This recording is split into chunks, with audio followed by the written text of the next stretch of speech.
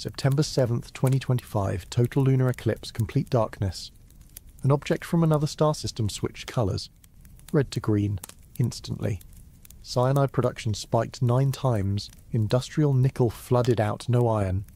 Harvard's watching, so is the Pentagon. In 20 days it disappears behind the sun, at the exact point where alien tech could break. What comes back in December might not be the same thing that went in. Because right now, as you're watching this, 3I-ATLAS is expelling 150 kilograms every second, but its trajectory hasn't changed at all.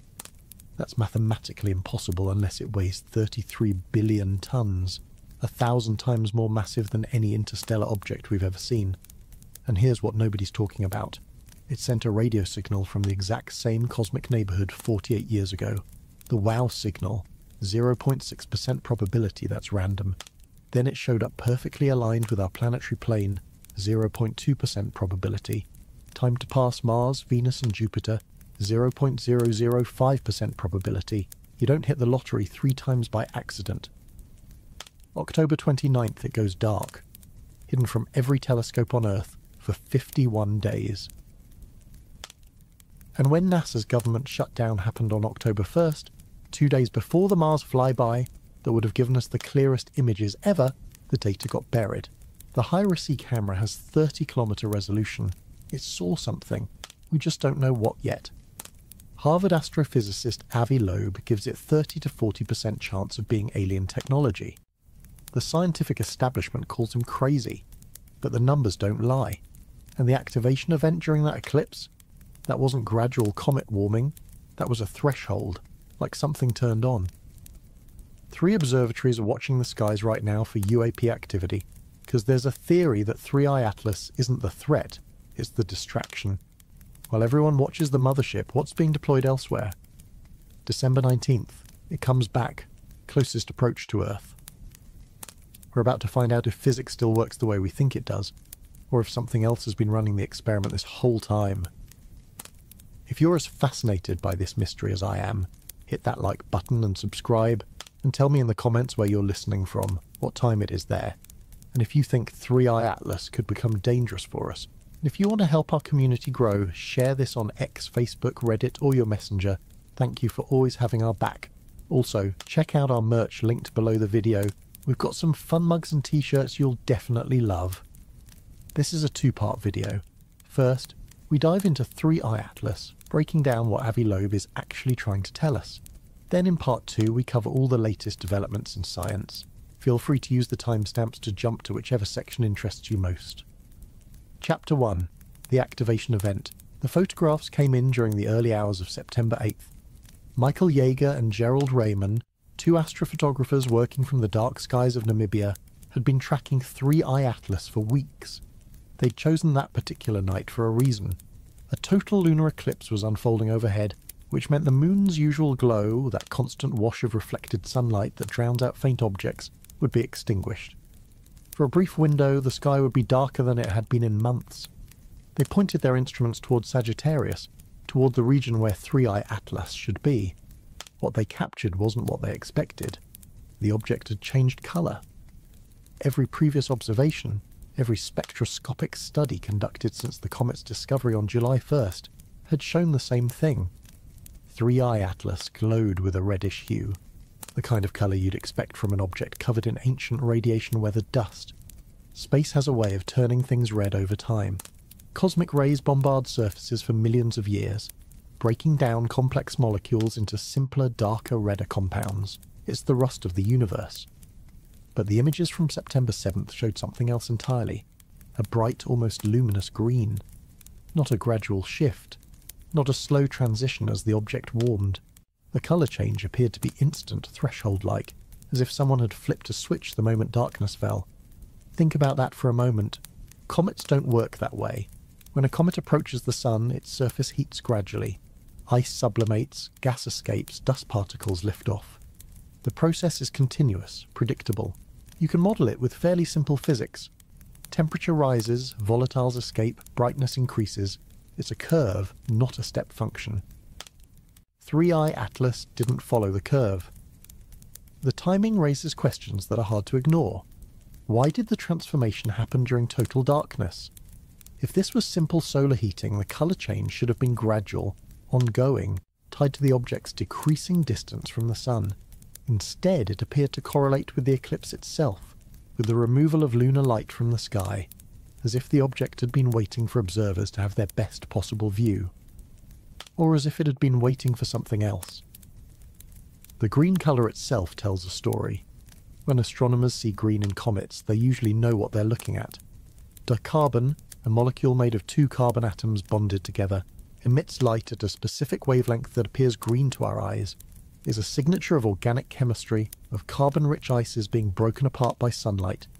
Comets like C2022E3, the green comet that passed through our solar system in 2023, glow green because of dicarbon in their comas.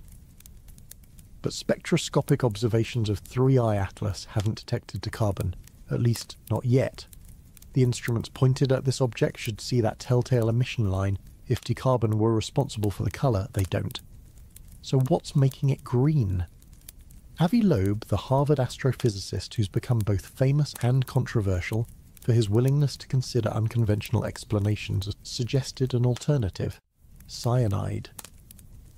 On August 25, 2025, the Very Large Telescope in Chile's Atacama Desert detected something unusual in the coma surrounding 3I-ATLAS. Cyanide, specifically the CN molecule, was being produced at about 20 grams per second. That's not particularly strange on its own. Comets can produce cyanide. It's part of the complex chemistry that happens when organic rich ices meet solar radiation. What's strange is what happened next. As 3I-ATLAS moved closer to the Sun, cyanide production didn't just increase, it exploded. The production rate climbed with the inverse of heliocentric distance raised to the power of 9, give or take 1. For those less familiar with mathematical relationships, that's an extraordinarily steep increase. Most cometary outgassing follows gentler power laws, typically between 2 and 4.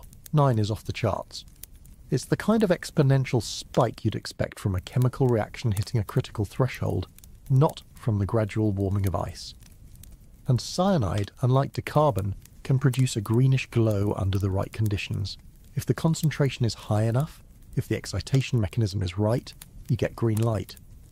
The wavelength isn't quite the same as dicarbon's signature, but to a camera capturing broad spectrum light, it would look similar. But here's where the story gets stranger. Cyanide wasn't the only thing spiking. Nickel.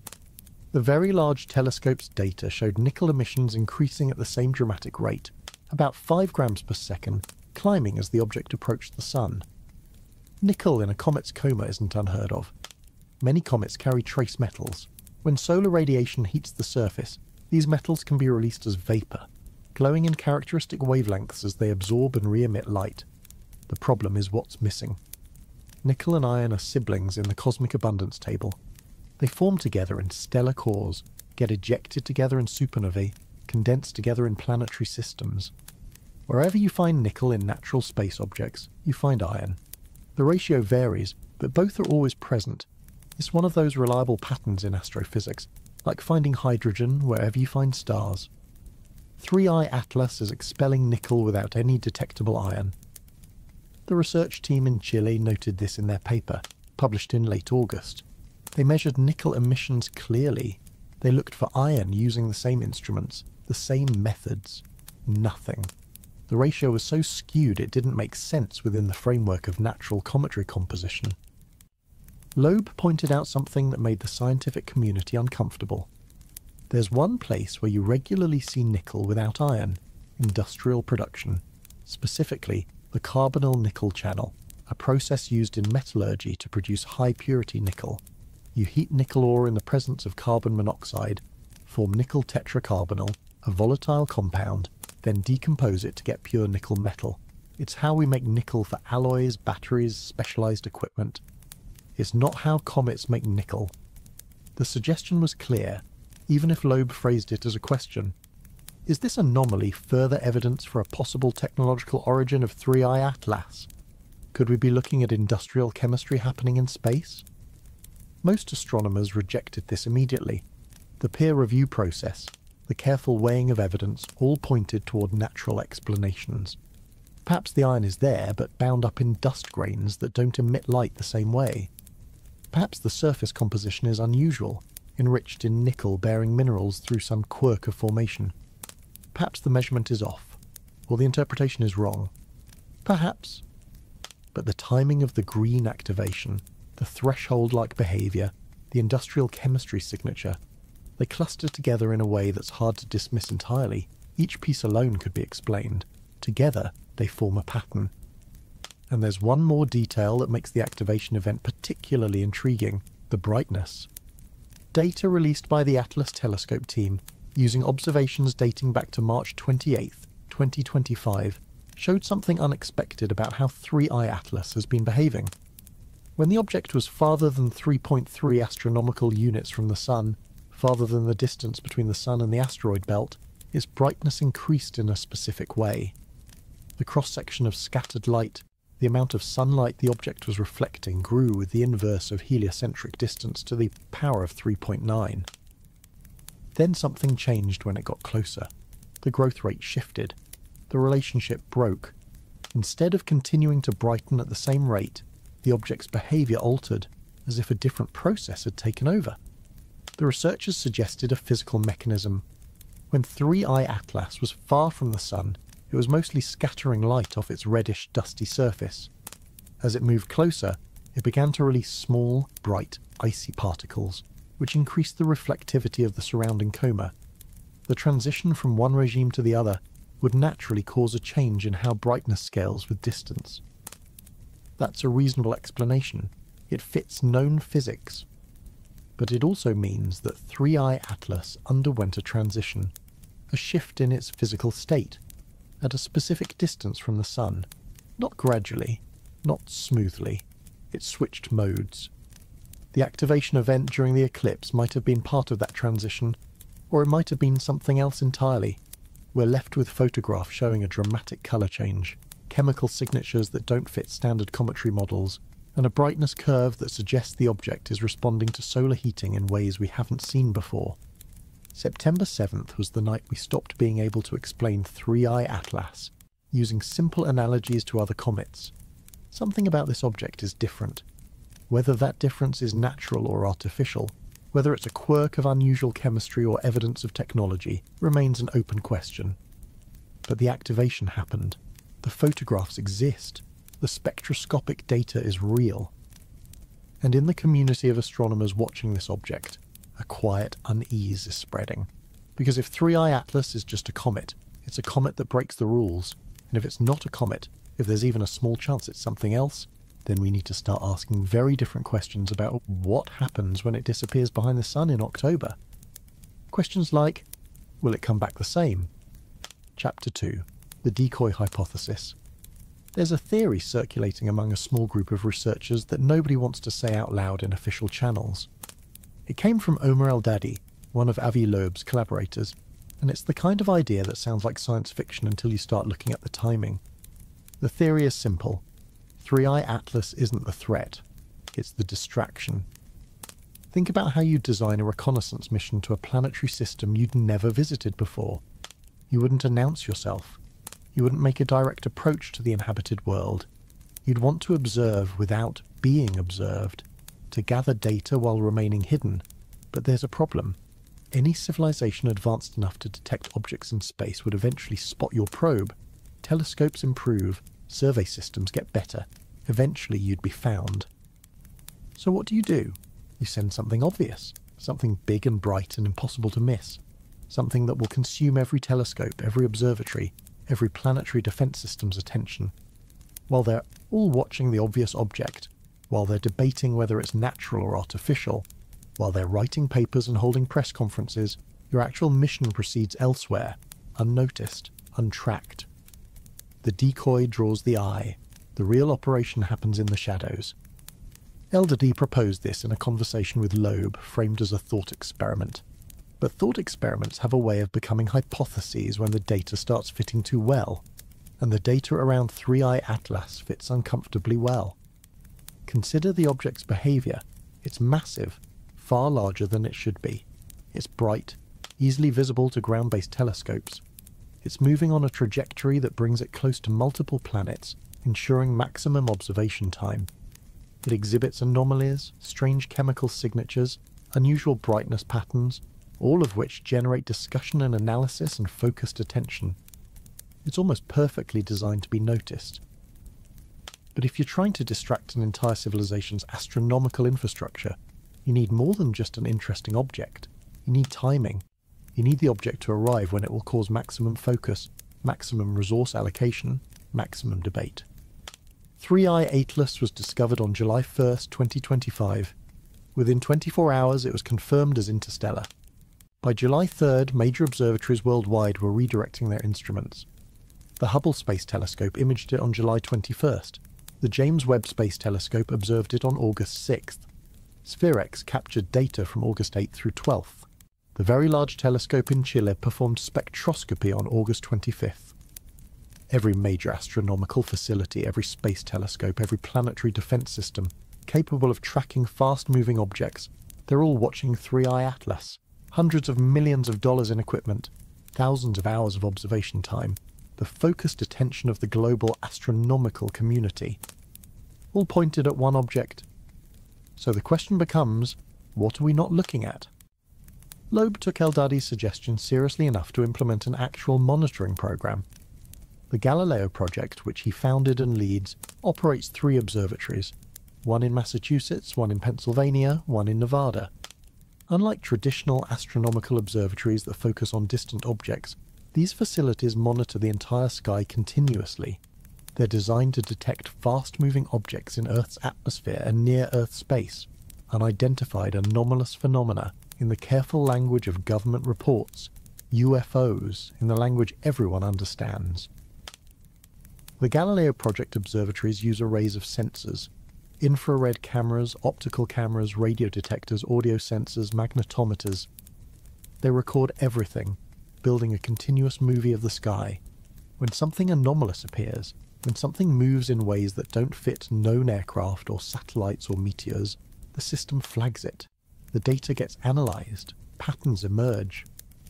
Loeb tasked his team with a specific mission: monitor UAP activity during 3I-ATLAS's perihelion passage. Look for correlations, see if anything else shows up in Earth's atmosphere or near-Earth space, while the astronomical community is focused on the interstellar visitor. The monitoring window is specific: October 31st, 2025, when 3I-ATLAS reaches its closest point to the Sun.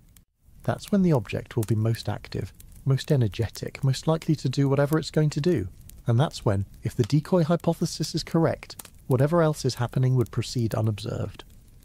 The reasoning behind this gets into some uncomfortable territory. If an advanced civilization wanted to deploy probes into our solar system, how would they do it? You wouldn't launch them from your home system and hope they arrive intact billions of years later. Interstellar space is harsh. Radiation, micrometeorites, the slow decay of any mechanical system, even the most robust probe would degrade over that timescale. Instead, you'd send a mothership, something large enough to carry multiple smaller probes, equipped with the power and propulsion to make the journey. When you reach the target system, you don't just fly through once, you slow down. You enter a bound orbit around the host star. Then you deploy your probes, sending them to the places you want to study: Earth, Mars, Venus, the asteroid belt, Jupiter's moons, anywhere that might harbour life or resources or interesting phenomena. A mothership entering our solar system at 3I-ATLAS's speed, about 60 kilometers per second relative to the Sun, would need to brake. Hard. The most efficient place to do that is at perihelion, the closest approach to the Sun, using what's called an Oberth maneuver. You fire your engines when you're moving fastest, when you're deep in the Sun's gravity well. The physics of orbital mechanics means you get more delta V, more change in velocity for the same amount of fuel. It's the optimal strategy for an interstellar spacecraft trying to enter a bound orbit. 3I-ATLAS reaches perihelion on October 29th, behind the Sun, hidden from every telescope on Earth. If it were to perform a braking maneuver, we wouldn't see it happen. And if it were to release smaller probes during that hidden passage, sending them on trajectories toward the inner planets, we wouldn't see that either. Not immediately. The probes would be small, dark, moving on carefully calculated paths that minimize detection risk. They'd arrive at their destinations weeks or months later, long after 3I-ATLAS had moved on. By the time we realised something else was in the solar system, it would be too late to do anything about it. This is where the decoy hypothesis moves from uncomfortable speculation to actual concern, because there's a number that makes this scenario more plausible than it should be. 80 years. That's how long it would take an object moving at 3I-ATLAS's speed to travel from a base located at 1,000 astronomical units, 1,000 times the Earth-Sun distance, to reach the inner solar system. 1,000 AU is far, but it's not impossibly far. It's within the outer reaches of the Oort cloud, the vast sphere of icy bodies surrounding our solar system.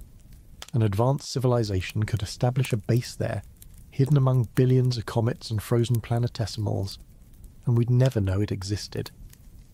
Our best telescopes can detect large objects out to about 10 times the Earth-Sun separation, maybe 20 if we're lucky and the object is bright. Beyond that, space becomes effectively dark to us. We can't see what's lurking in the outer solar system. We assume it's just comets and ice and empty space, but that's an assumption based on lack of data, not on comprehensive surveys. If there's a base out there, a station or outpost or waypoint placed by a civilization that knows how to navigate interstellar space, they could watch us for centuries, monitor our development, wait until we reached a certain technological threshold, then send something in.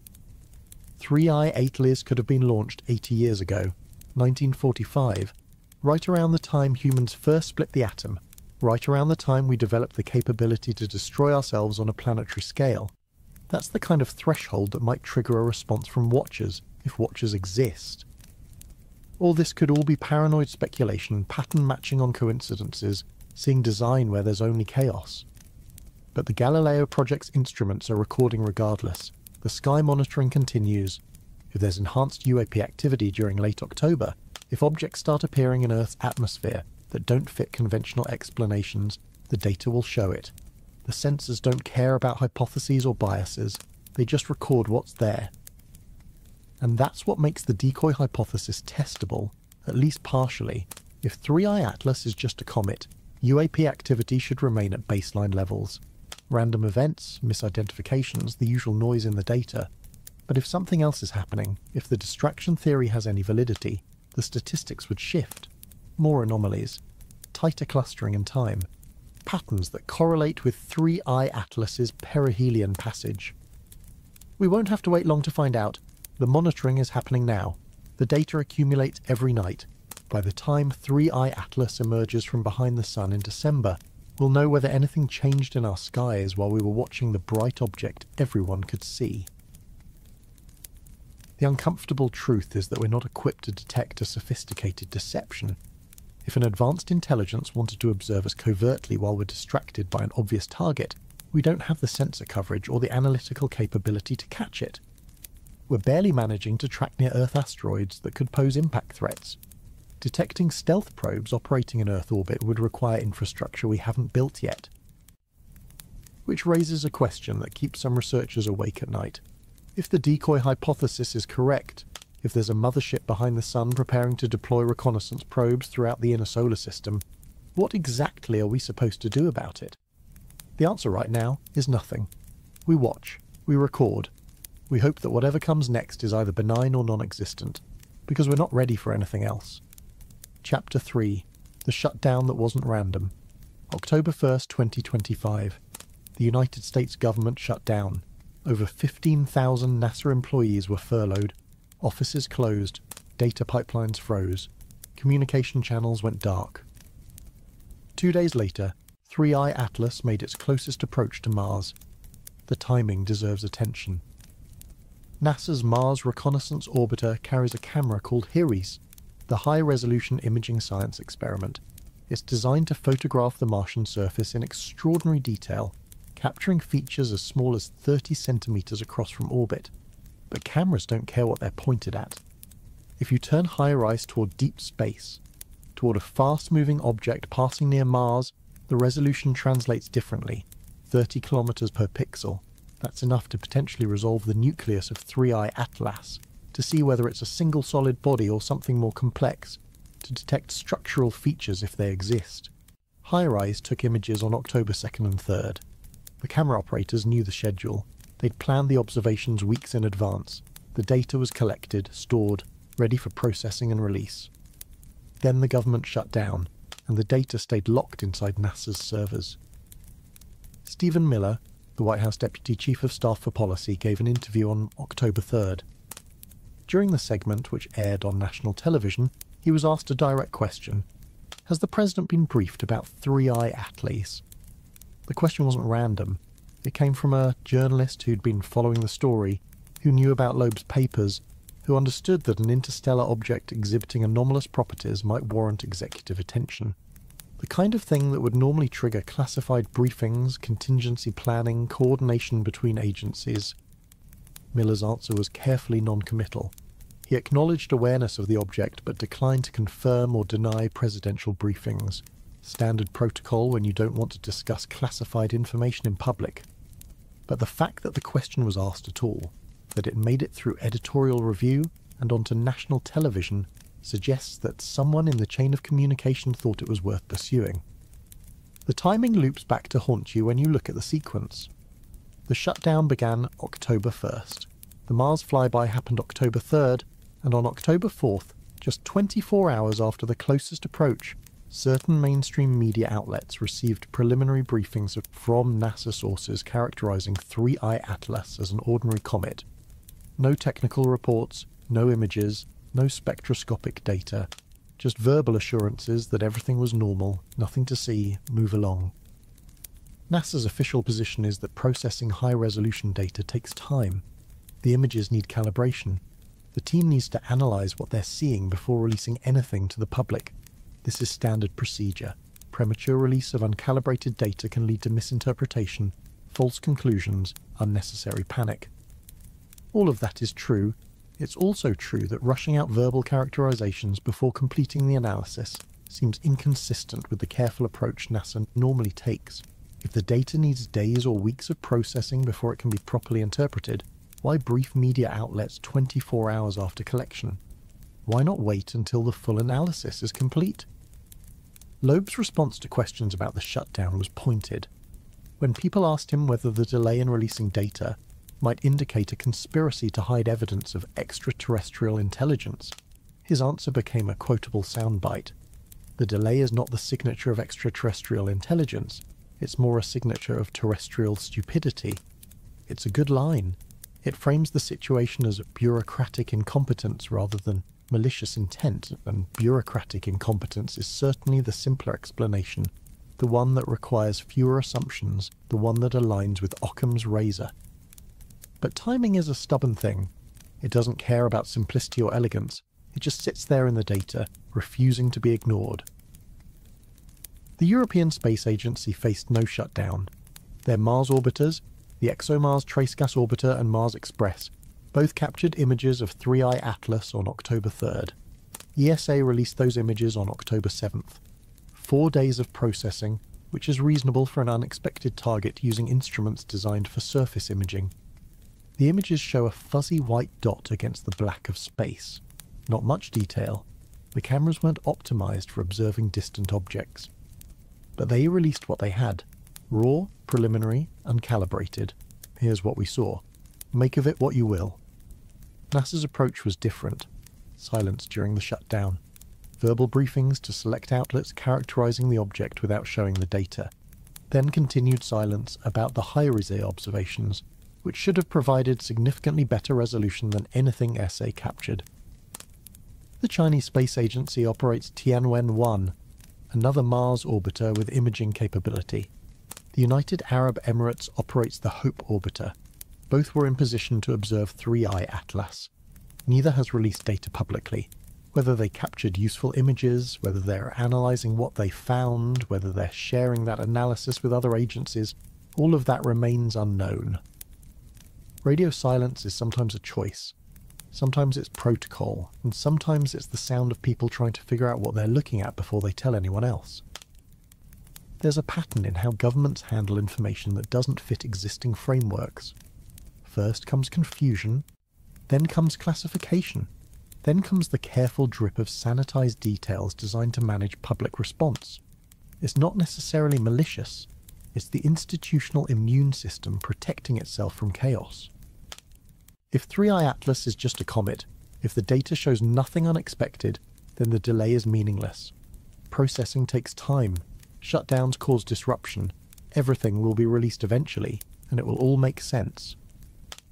But if the data shows something that can't be easily explained, if HIRIS captured images that raise more questions than they answer, then the silence becomes strategic.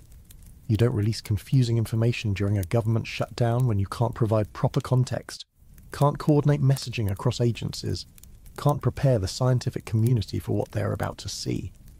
You wait, you analyze, you build consensus, and then you release it in a controlled way that minimizes disruption. Or you never release it at all, and you let people assume the data was unremarkable. Amateur astronomers tried to fill the gap. One YouTuber operating under the name Dobsonian Power posted images captured on October 3rd claiming to show unusual structural features in 3I-ATLAS. The images spread rapidly across social media. Thousands of shares, hundreds of comments. Is this evidence of artificial structure? Is this the proof we've been waiting for? Analysis by other astronomers poured cold water on the excitement. The images were captured using solar observation equipment, not deep space imaging tools. Heavy digital enhancement amplified noise into apparent structure. Atmospheric turbulence, optical aberrations, processing artifacts, all combining to create patterns that looked meaningful but weren't. It's a reminder that we're desperate for clarity. We want answers. We want high-resolution images that show us definitively what this object is, and in the absence of official data, we'll accept amateur observations, wishful thinking, anything that fills the void. The void exists because the people with the best instruments, the ones who actually have the data we need, aren't sharing it. Whether that's due to incompetence or intention, the effect is the same: uncertainty, speculation, growing unease. What did HIRIS see? The camera has the resolution to potentially answer fundamental questions about 3I-ATLAS. Is it a single solid nucleus or a loose aggregate? Does it show surface features consistent with natural formation or something else? Is there any geometric structure? Any sign of components that don't fit the rubble pile model? Those images exist. Somewhere in NASA's data systems, the raw files are stored. Photons from 3I-ATLAS hit HIRIS's detector. Information was captured. The answers to at least some of our questions are sitting in a database waiting to be processed and released. Days pass, then weeks. The government shutdown ends, operations resume, and still no HIRIS images of 3I-ATLAS appear in the public archive. You can check. The HIRIS team maintains a database of all observations. You can search by date, by target, by coordinate. The October 2nd and 3rd observations should be there. They're not. Or they're not tagged in a way that makes them easily findable. Or they're undergoing extended processing for reasons unexplained. Radio silence from the highest resolution camera that had a clear view of the most interesting interstellar object to visit our solar system in years. Maybe it's nothing. Maybe the bureaucracy is just slow. Maybe we'll see the images eventually, and they'll show exactly what we expect to see. A slightly irregular comet nucleus surrounded by a dusty coma. Nothing unusual. Case closed. Or maybe the silence itself is the signal. Not evidence of conspiracy, but evidence of confusion. People trying to understand what they're looking at before they show it to the world. Scientists arguing over interpretation. Administrators weighing the risks of releasing data that might be misunderstood. The shutdown gave everyone an excuse for the delay. Blame the politicians. Blame the budget crisis. Don't blame the astronomers who are just trying to do their jobs. But the shutdown didn't stop ESA from releasing their images. It didn't stop amateur astronomers from posting their observations. It only stopped NASA, the agency with the best data, from sharing what they found. And that absence speaks louder than any official statement could. Chapter 4. The Scientific Civil War. Jason Wright sits in his office at Penn State University. A tenured astronomer with credentials that can't be easily dismissed. He runs a blog called Astro Wright, where he discusses his research, comments on papers, engages with the broader astronomical community. In late July 2025, he wrote a post titled Avi and 3I-ATLAS. The post was not kind. Wright went through Loeb's analysis point by point, methodically dismantling arguments about image smearing, coma detection, spectroscopic data. He called out what he saw as fundamental misunderstandings of how astronomical observations work. The tone was exasperated, the kind of frustration that comes from watching someone with a large platform make claims that don't hold up to scrutiny. One particular section stood out. Wright quoted from Loeb's preprint paper, "The line about how the fuzz observed around 3I-ATLAS is inconclusive given the motion of the object and the inevitable smearing of its image over the exposure time." Then Wright explained why that's wrong. Comet astronomers don't track stars when observing comets. They track the comet. The telescope follows the object across the sky, keeping it centered in the frame. Stars smear, the comet stays sharp. That's basic technique, the kind of thing any planetary scientist learns in graduate school. Loeb dismissed observations of 3I-ATLAS's coma by claiming they were artifacts of tracking error. But the observers weren't making tracking errors. They were doing their jobs correctly. The coma was real. Wright's conclusion was blunt. This is sloppy work beneath the level of an undergraduate. Then he assigned it a grade. The blog post included an actual grading rubric, filled out as if Loeb had submitted a homework assignment. The final mark was failing. That's not how scientific disagreements usually play out. Researchers write response papers. They present counter-evidence at conferences. They engage through formal channels, maintaining professional courtesy, even when they think a colleague is catastrophically wrong.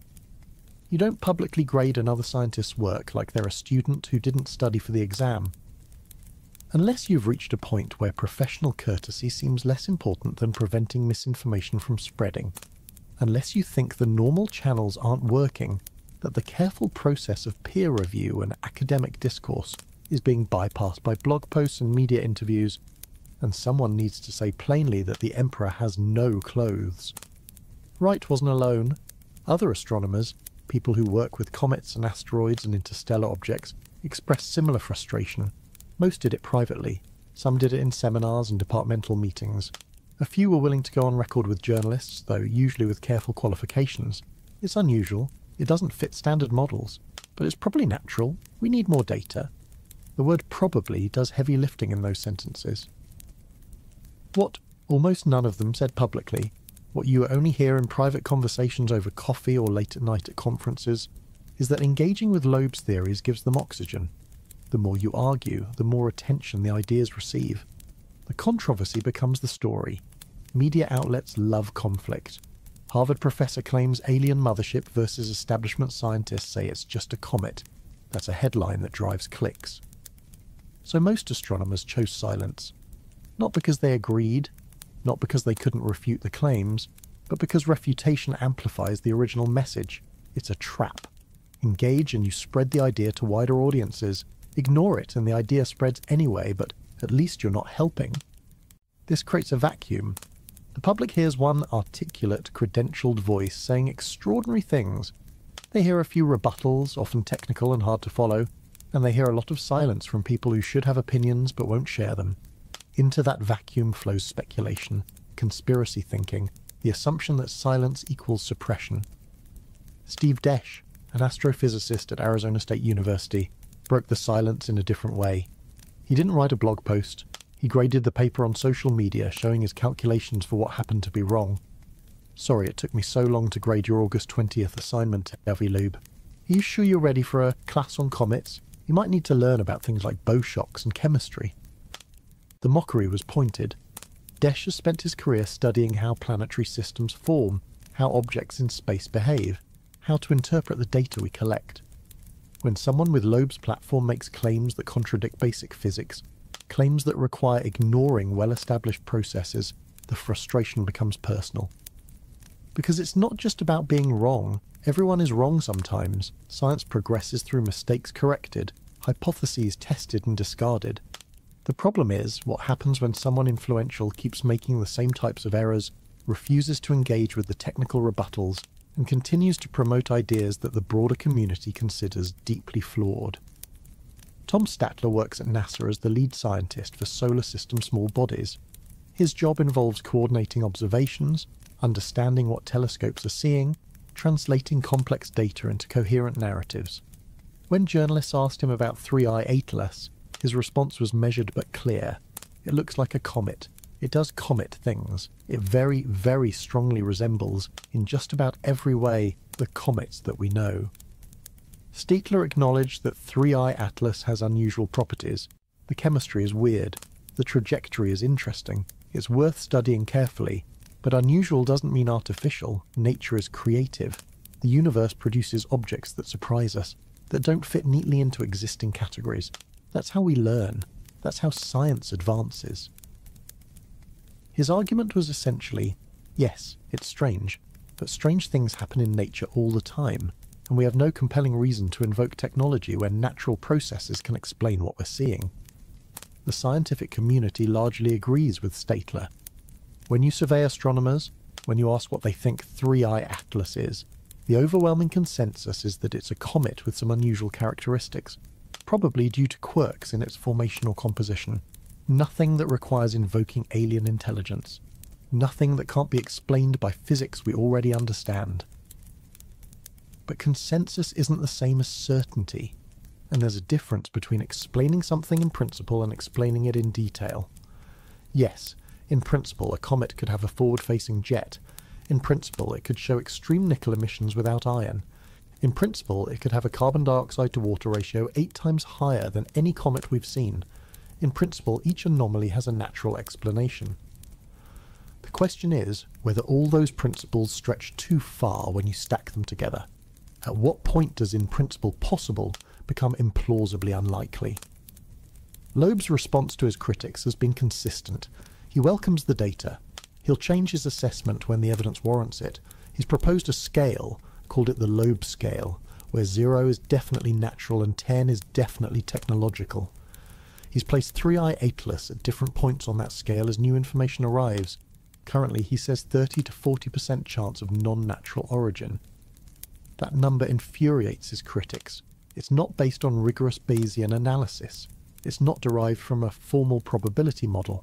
It's a gut feeling dressed up as quantification, and gut feelings, no matter how experienced the gut, don't constitute scientific evidence. But Loeb argues that his critics are making the same mistake in reverse. They're assigning near-zero probability to the technological hypothesis without rigorous justification. They're assuming natural origins because that's the default, because that's what we've always found before, because invoking intelligence feels like giving up on science. He points to history. When pulsars were discovered, the signals were so regular that astronomers half-seriously called them LGM-1, LGM-2, little green men. The idea that these could be artificial was considered briefly, then discarded when natural explanations emerged. Neutron stars rotating at precise intervals, lighthouse beams sweeping across space. Nature could produce those signals, no intelligence required. But what if nature couldn't produce the signals? What if no known physical process could explain what was observed? At what point would the scientific community seriously entertain the possibility that we detected technology? And how much evidence would be required before that possibility became the leading hypothesis? Those questions don't have clear answers. Science doesn't have a protocol for this situation. We've never found artifacts from another civilization. We don't know what the evidence would look like. We don't know how to weigh anomalies against the vastness of prior probability. So we argue, Loeb on one side claiming we should keep an open mind, that dismissing possibilities without investigation is itself unscientific. The establishment on the other side claiming that extraordinary claims require extraordinary evidence, and the evidence so far is interesting but nowhere near extraordinary. The Civil War plays out in papers and blog posts and conference presentations. It plays out in funding decisions, in which proposals get approved, in who gets telescope time for follow-up observations. It plays out in media coverage, in public perception, in whether people trust scientists to tell them the truth about what's happening in their solar system. And through it all, 3I-ATLAS continues its journey, indifferent to the debate, following its trajectory regardless of what humans think about it.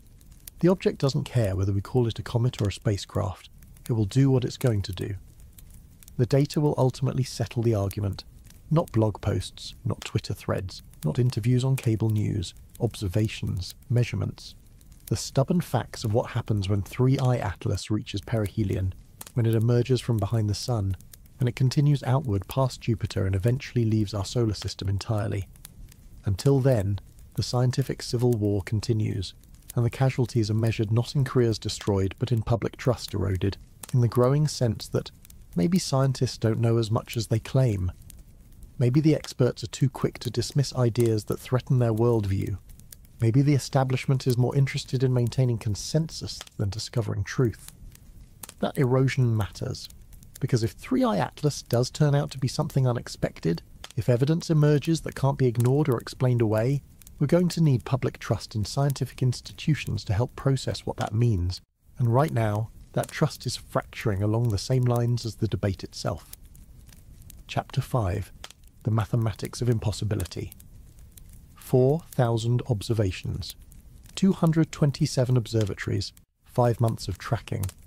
Avi Loeb and his team had compiled every available measurement of 3I-ATLAS's position as it moved across the sky. The data came from professional observatories, amateur astronomers, automated survey systems, anyone who'd pointed a telescope at the object and recorded its coordinates. They fed all of it into orbital calculation software, the kind that can determine trajectories to extraordinary precision when you have enough data points. What they found was an object following a path shaped purely by gravity. No deviations, no unexplained accelerations, just the elegant mathematics of an object moving through the Sun's gravitational field, exactly as Newton's laws predict. That should have settled the question. Natural origin. Case closed. Except for one problem. The object is losing mass. The Hubble Space Telescope image from July 21st showed it clearly. A plume of material extending from 3I-ATLAS toward the Sun, about 10 times longer than it was wide. Material being expelled from the sunward side, carried away by some combination of sublimation and pressure. When you lose mass in a preferred direction, physics demands that you accelerate in the opposite direction. It's conservation of momentum. Throw something forward, you move backward. Comets do this constantly. As ice sublimates and gas jets away, the comet experiences a tiny push, a non-gravitational acceleration that changes its orbit slightly. Astronomers can measure these accelerations. They're small, but they're real and detectable when you have enough observations. You see the object shift from a purely gravitational path. The math shows the deviation. 3I-ATLAS shows no deviation. Zero measurable non-gravitational acceleration despite clear evidence of mass loss. Loeb did the calculation. If the object is losing 150 kilograms per second, which is consistent with what Hubble observed, and if that mass is being expelled in a jet pointing toward the Sun, then conservation of momentum says the object should be accelerating away from the Sun. The acceleration should be detectable in the orbital data. It should show up as a small but measurable change in trajectory. It doesn't. The only way to reconcile these facts is if the object is much more massive than expected, if it weighs enough that 150 kilograms per second is negligible, like throwing pebbles off an aircraft carrier. The ship doesn't slow down because the mass ratio is absurd. How massive would 3I-ATLAS need to be for the mass loss to be undetectable? Loeb calculated it. 33 billion tons, minimum. At the density of solid rock, about 2.5 grams per cubic centimetre, that mass translates to a diameter of about 5 kilometres, the width of Manhattan Island. That's not a comet nucleus. That's a small asteroid. But asteroids don't produce jets. They don't expel material toward the Sun. They're solid rock, not ice. The whole reason we think 3I-ATLAS is a comet is because it's doing things only comets do. So we have an object that acts like a comet but needs to be as massive as an asteroid to explain why its trajectory isn't changing. The math doesn't care about our categories, it just demands internal consistency, and right now, the pieces don't fit together cleanly. The SpaceEx Space Observatory complicated things further. Between August 8th and 12th, it captured infrared observations of 3I-ATLAS. Based on the brightness at 1 micrometer wavelength, assuming a reasonable albedo, the team calculated a diameter of 46 kilometers. That's 10 times larger than the minimum mass estimate. If SpaceEx is right, 3I-ATLAS isn't just Manhattan-sized, it's bigger than many asteroids in the main belt. 46 kilometers means a mass around 1 trillion tons, 1 million times more massive than 2I Borisov, the previous interstellar comet. That creates a statistical nightmare. Interstellar space isn't empty, but it's not crowded either. Based on what we know about stellar systems, planet formation, and the rate at which objects get ejected into interstellar space, we can estimate how much material is out there per unit volume. Rocky objects, icy objects, various size distributions. The numbers tell us that discovering a 46-kilometre interstellar object within a decade of survey operations is spectacularly unlikely. We should have found hundreds or thousands of smaller objects first. 2I Borisov-sized comets should be common. Manhattan-sized objects should be rare. Objects 50 times larger should be essentially non-existent in the sample we'd collect in 10 years. Yet here it is, the third interstellar object ever confirmed, and it's a giant. Loeb pointed this out in his first paper on 3I-ATLAS, the reservoir argument. If you want to deliver one 46-kilometre rock into the inner solar system per decade, you need a certain density of such objects in interstellar space. When you calculate that density, it exceeds what stellar systems can reasonably produce by about 4 orders of magnitude, 10,000 times too much material. Either we've been extraordinarily lucky catching the rare giant on only our third try, or something about our assumptions is wrong, or the object isn't a random sample from the interstellar population. Statistics can't prove anything is artificial, but they can tell you when something is surprising. When you flip a coin and get heads 3 times in a row, you don't immediately assume the coin is rigged. But if you flip it 100 times and get heads every single time, you start looking very carefully at that coin. 3I-ATLAS is the statistical equivalent of a suspicious coin. Every measurement adds another improbability, the trajectory aligned with the ecliptic plane rare. The timing to pass multiple planets extremely rare. The mass far exceeding expectations implausible. The chemistry showing industrial signatures unusual. The activation during the eclipse unexplained. Each one individually could be chance. Together they form a pattern that makes statisticians uncomfortable. And there's one more number in the pile. The most unsettling one, the connection to the WOW signal. August 15th, 1977. The Big Ear radio telescope at Ohio State University detected a powerful narrowband signal at 1420.456 MHz. 72 seconds of transmission, 30 times stronger than background noise, right on the hydrogen line frequency that SETI researchers consider the universal hailing channel.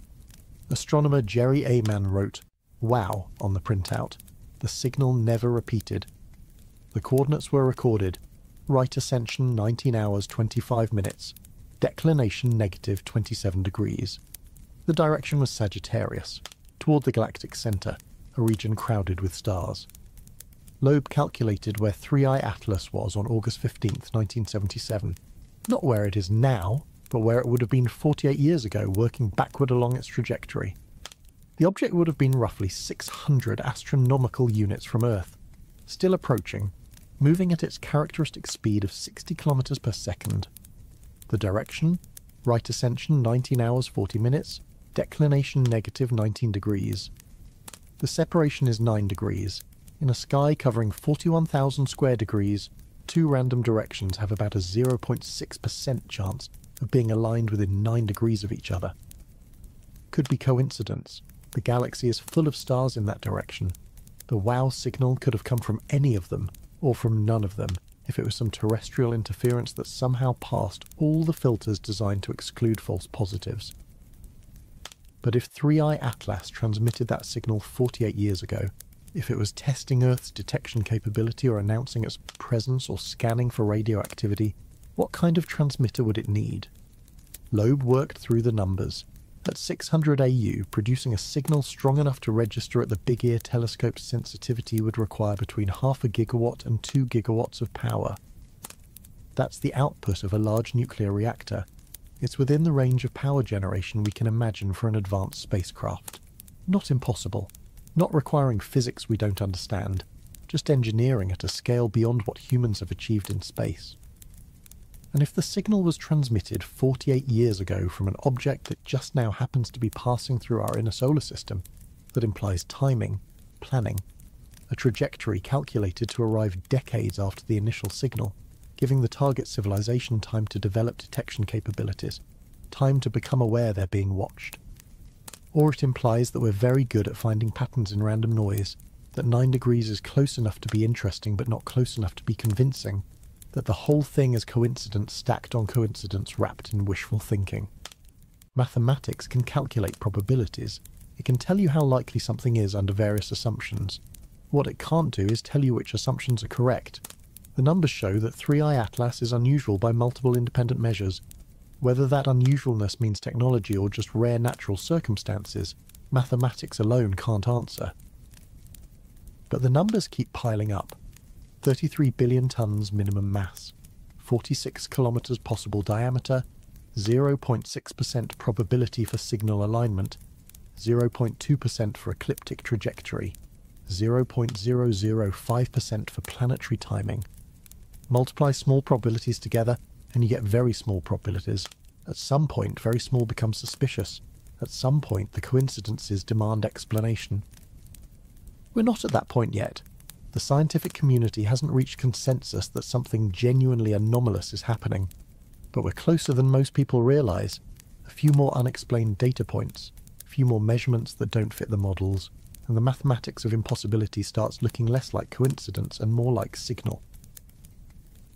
The question is, what happens when we cross that threshold? When the numbers stop allowing comfortable explanations? When the improbabilities accumulate beyond what chance can reasonably produce? Do we trust the mathematics? Or do we trust our intuition that the universe doesn't work that way? That aliens don't visit solar systems? That extraordinary claims need extraordinary proof even when the ordinary explanations have stopped working? The data doesn't care about our comfort. It just keeps arriving, measurement after measurement, building a case that something about 3I-ATLAS doesn't fit the story we want to tell. Chapter 6. What Happens in the Dark. October 29th, 2025. 3I-ATLAS reaches perihelion, its closest approach to the Sun. 1.36 astronomical units, about 203 million kilometers, just inside the orbit of Mars. From Earth's perspective, the object disappears. Not because it stops existing, because the Sun gets in the way. When you're standing on Earth looking outward into space, the Sun occupies a region of sky you can't observe. Too bright. Point a telescope toward the Sun and you get blinded sensors, ruined instruments, no useful data. There's a zone of avoidance around our star, a blind spot that extends several degrees in every direction. 3I-ATLAS will be inside that blind spot from late October through late November. 51 days of darkness. 51 days when no telescope on Earth can see what's happening. The timing is almost poetic. The most critical moment in the object's passage, the point where it's most active, most energetic, most likely to do something unexpected, happens behind a wall of light we cannot penetrate. If you were designing a trajectory to minimize observation during a key maneuver, you'd aim for perihelion on the far side of the Sun from Earth. You'd arrange your orbit so that when you're closest to the star, when you're moving fastest, when you have maximum access to gravitational energy for an Oberth maneuver, your target planet can't see you. 3I-ATLAS achieves this accidentally, or intentionally. The distinction matters only if you believe intentions are involved. An Oberth maneuver is elegant physics.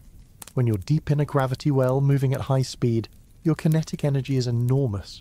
Fire your engines at that moment, add velocity when you're already moving fast, and you gain more change in orbital energy than you would anywhere else along your path. It's the most efficient place to brake if you want to slow down, or to accelerate if you want to speed up. For an interstellar object moving at 60 kilometers per second, reaching perihelion offers a chance to fundamentally alter trajectory. Without an Oberth maneuver, 3I-ATLAS is bound for exit. Its hyperbolic orbit will carry it past the Sun and back out into interstellar space. But apply thrust at perihelion even a few kilometers per second of delta V, and you can change a flyby into capture. You can enter a bound orbit around the Sun. Or you can adjust your trajectory toward a specific target. Earth, Mars, Jupiter, wherever you want to go next. The amount of thrust required isn't absurd. A velocity change of 30 to 40 kilometers per second during October would be sufficient to intercept Earth between December the 26th, 2025 and January 9th, 2026. That's assuming you start the maneuver while hidden behind the Sun, adjust your path while no one is watching, then emerge on a new trajectory that casual observers might not immediately recognise as different. Loeb and his co-authors calculated this in their paper. The numbers are there in Figure 4, showing delta V requirements for intercepting various planets at various times. Earth requires more thrust than the closer planets because of orbital mechanics, but it's still within the range of what advanced propulsion could achieve. Chemical rockets could do it. We've built systems capable of 30 km/s delta V changes. They're large and expensive and require enormous fuel mass, but they exist. A civilization capable of interstellar travel would have better options. Nuclear thermal propulsion, fusion drives, technologies we can imagine even if we can't build them yet. 30 km/s becomes trivial if you're not constrained by rocket equation limitations. So the possibility exists, an object hidden behind the Sun at the optimal point for trajectory modification, with the thrust requirements to reach Earth within 2 months. The question is whether possibility translates to probability, whether we should take this scenario seriously or file it under science fiction. Financial markets apparently consider it worth thinking about. Loeb mentioned in one of his interviews that if 3I-ATLAS were to maneuver toward Earth, if it emerged from behind the Sun on a collision trajectory, the stock market would crash. Not because an impact is likely. 3I-ATLAS isn't large enough to cause extinction-level damage. But because a maneuvering interstellar object means technology, means intelligence, means the fundamental assumption that we're alone is wrong. That realization would cascade through every system humans have built. Economic models assume certain boundary conditions. Political frameworks operate within defined parameters. If those boundaries suddenly expand to include active alien civilizations monitoring our solar system, nothing stays stable. Uncertainty spikes. Risk calculations break. The models we use to predict the future stop working. So yes, the market would crash, not from physics, from psychology. But markets crashing assumes we'd know about the maneuver, assumes 3I-ATLAS emerges visibly altered, obviously on a new path, undeniably heading somewhere it shouldn't be going. What if the change is subtle? What if the object's new trajectory looks natural enough that only careful analysis reveals the deviation? What if it emerges from behind the Sun and continues outward, apparently unchanged, but with small course corrections that will manifest later? We wouldn't know until months afterward, until someone recomputes the orbit using post-perihelion data and notices the discrepancy. By then, the object could have deployed probes, released payloads, accomplished whatever it came to do. The hidden passage creates opportunity for deception, not because the Sun is actively hiding anything, just because timing and geometry align to create a gap in our surveillance. A natural blind spot that any intelligence would exploit if given the chance. December brings visibility again. 3I-ATLAS should emerge from behind the Sun in early December, becoming observable from Earth once more. The object will be outbound, moving away from the Sun, continuing its journey toward the outer solar system. Telescopes will reacquire it, observations will resume, and within a few weeks we'll have enough data to calculate the new orbit. That calculation will answer questions. Did the trajectory change? Is the object still on its original hyperbolic path? Or has something altered? Are there unexplained accelerations, course corrections, maneuvers? If the orbit is unchanged, if 3I-ATLAS continues exactly as predicted, then perihelion was uneventful. The object passed close to the Sun, warmed up, expelled more gas and dust, but remained fundamentally inert. A comet doing comet things, nothing more. If the orbit changed even slightly, we have a problem.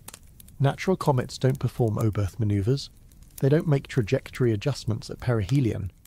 Any deviation from the predicted path would be evidence of forces beyond gravity, beyond normal outgassing, beyond anything a passive ice ball should produce. The stakes of that December calculation are higher than most people realise. It's not just academic curiosity, it's a test. Either we confirm our understanding of what this object is, or we confront the possibility that our understanding is wrong. December 19th, 2025. 3I-ATLAS makes its closest approach to Earth. Still distant 269 million kilometres, but closer than it's been since discovery. Close enough for every major telescope to observe simultaneously. Close enough to gather enormous amounts of data in a short time window. The astronomical community is preparing, Observation proposals have been submitted. Telescope time has been allocated. Space-based observatories are scheduling pointing windows. If there was ever a moment to get definitive data about 3I-ATLAS, December 19th is it. But by then, the critical moment will have passed. Whatever happened at perihelion will have already happened. December observations will tell us the aftermath, not the event itself. We'll see the results, not the process. That's the frustration at the core of this whole situation. We're always observing after the fact, always reconstructing what happened from clues and traces. The universe doesn't perform for our benefit. Events occur whether we're watching or not, and the most interesting events have a way of happening when we're not looking. 3I-ATLAS didn't choose its trajectory to hide during perihelion. Orbital mechanics determined that.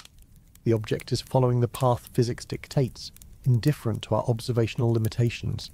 The fact that this path creates a blind spot at the most crucial moment is just geometry. But if you were an intelligence navigating interstellar space, if you were choosing when to make critical maneuvers, if you understood that the civilizations you're visiting would have blind spots in their surveillance, you'd time your actions accordingly. You'd perform the sensitive operations when the observers can't see. You'd wait for the geometry to favour concealment. And you'd count on your targets assuming it was all natural, all coincidence, all the product of physics and chance rather than design and intention. Maybe that's exactly what's happening right now. October 29th. The sun blazes between Earth and 3I-ATLAS.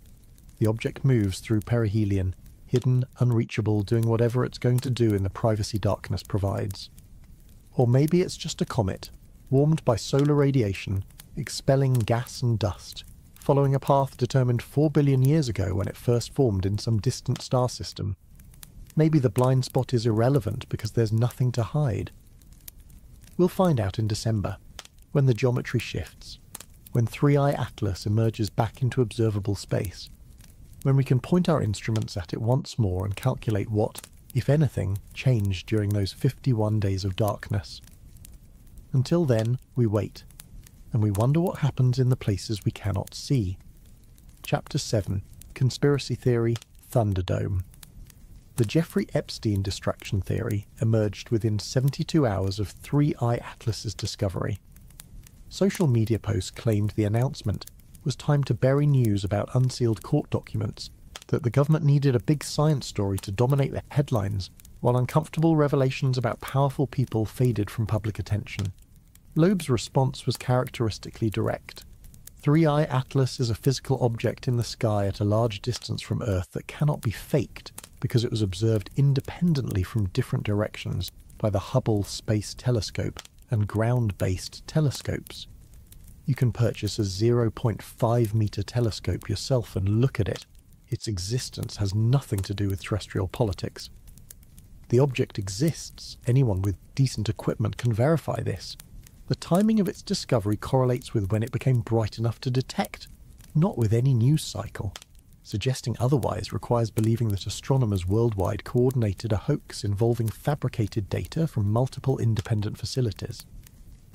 But conspiracy thinking doesn't work that way.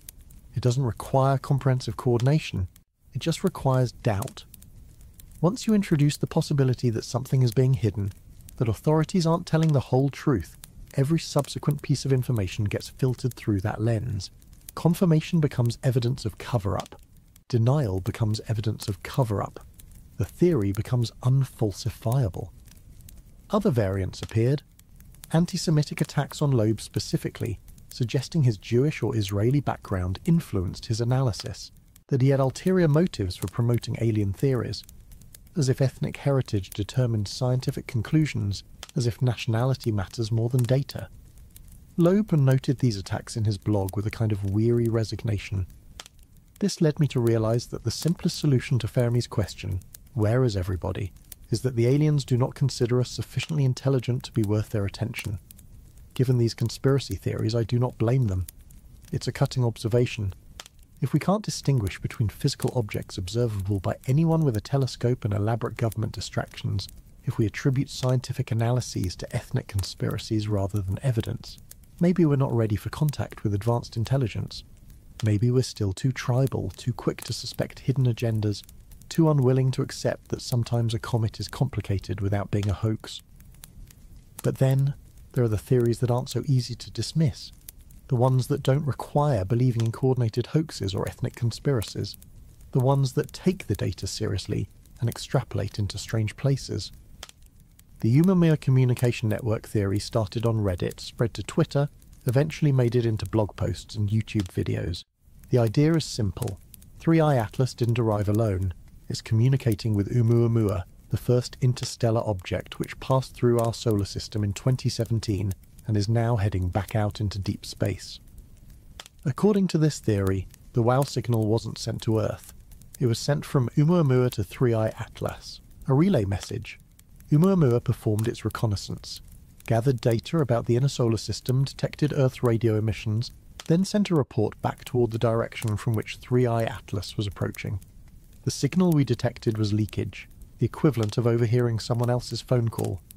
3I-ATLAS received the message, adjusted its trajectory slightly, subtle enough that we couldn't detect the maneuver at interstellar distances, aimed for a path that would bring it close to Venus, Mars and Jupiter, arrived 48 years later to conduct a more detailed survey based on the information Oumuamua provided. It's creative, it fits the timing. It explains why both objects showed anomalous properties, why both resisted easy classification. They're not natural comets pretending to be spacecraft. They're spacecraft pretending to be natural comets. The problem is proving it. Oumuamua is gone, too far away and too faint to observe anymore. We can't go back and check for transmissions we might have missed. We can't verify whether it ever emitted signals toward the region where 3I-ATLAS was travelling. The theory is consistent with what we know, but it's not testable, and untestable theories, no matter how elegant, don't constitute science. Then there's the Mars connection. John Brandenburg, a plasma physicist, has promoted for years the idea that Mars once hosted a civilization that was destroyed in a nuclear catastrophe. He points to isotopic ratios in the Martian atmosphere, to unusual concentrations of xenon and other noble gases, to what he interprets as evidence of massive nuclear explosions on the surface. The mainstream scientific community rejects this. The isotopic ratios have natural explanations involving solar wind stripping of the atmosphere over billions of years. The surface features Brandenburg attributes to nuclear blasts are explained by asteroid impacts and volcanic activity. There's no credible evidence of past Martian civilization, nuclear or otherwise. But if you accept Brandenburg's framework, 3I-ATLAS's closed pass by Mars becomes significant. Why would an interstellar probe choose that particular trajectory? Maybe it's investigating the remnants of what happened on Mars. Maybe it's searching for techno-signatures, for clues about what kind of civilization existed there and what destroyed it. Maybe 3I-ATLAS is an archaeological mission, and we're misinterpreting reconnaissance for threat. This theory layers speculation on top of speculation. You have to believe Brandenburg's nuclear Mars hypothesis, which requires rejecting conventional planetary science. Then you have to believe 3I-ATLAS is artificial. Then you have to assume it's specifically interested in ancient Martian civilization rather than, say, the currently active civilization on Earth. Each assumption reduces plausibility. But it's the kind of narrative that spreads easily. It connects disparate pieces, creates a larger story, offers meaning where there might be only random chance. Humans are pattern-seeking creatures. We see connections even when connections don't exist.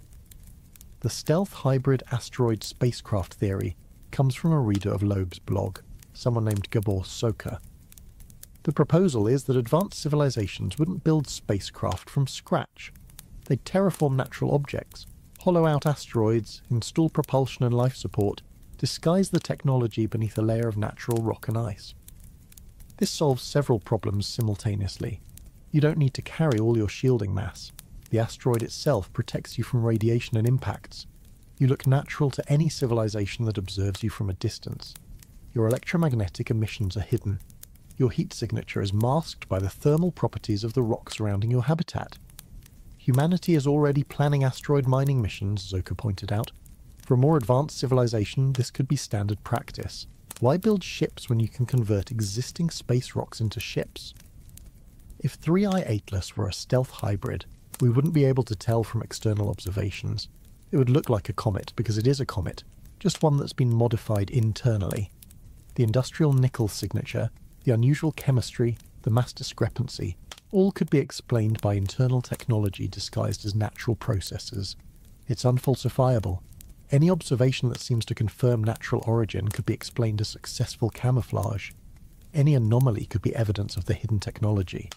The theory adapts to fit whatever data we find. That's simultaneously its strength and its weakness. A theory that explains everything explains nothing.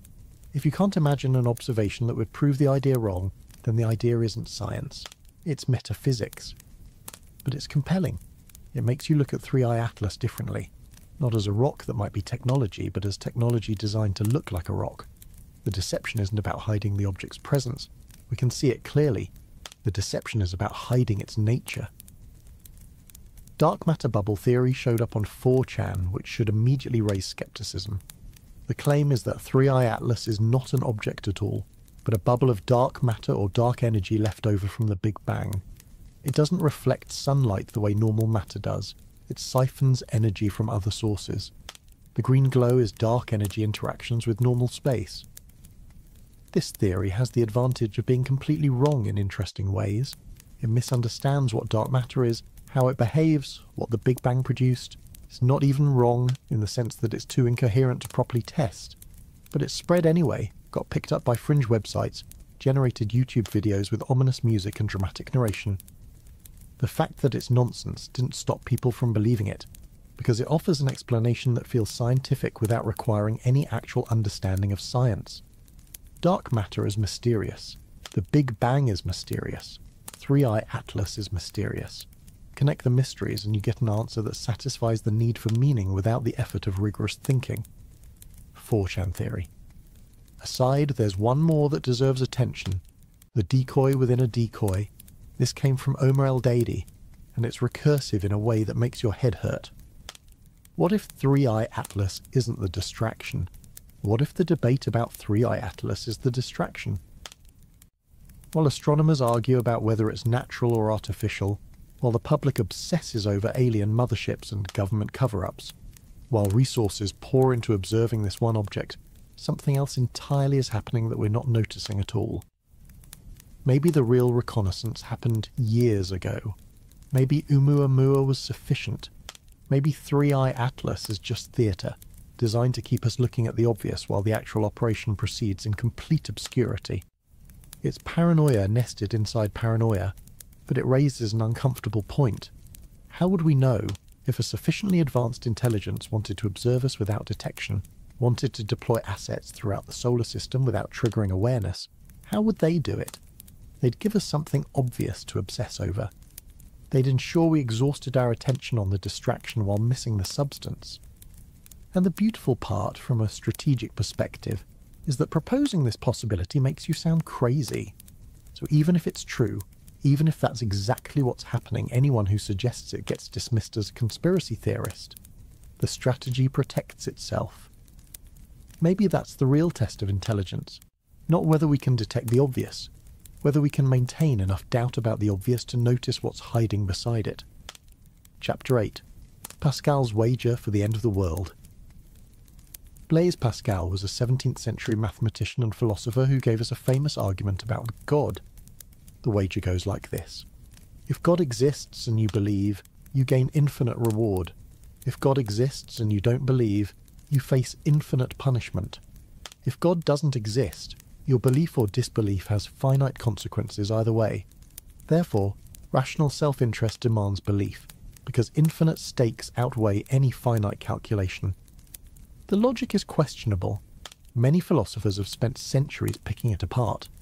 But the underlying principle that you should take seriously any scenario with catastrophic consequences, even if the probability seems low, that principle has applications beyond theology. Loeb applies it to 3I-ATLAS. Even if the chance of technological origin is small, even if 99% of the evidence points toward natural explanation, the implications of that remaining 1% are so severe that we cannot afford to ignore the possibility. We must prepare for the black swan event, the low probability, high impact scenario that destroys civilizations caught unprepared.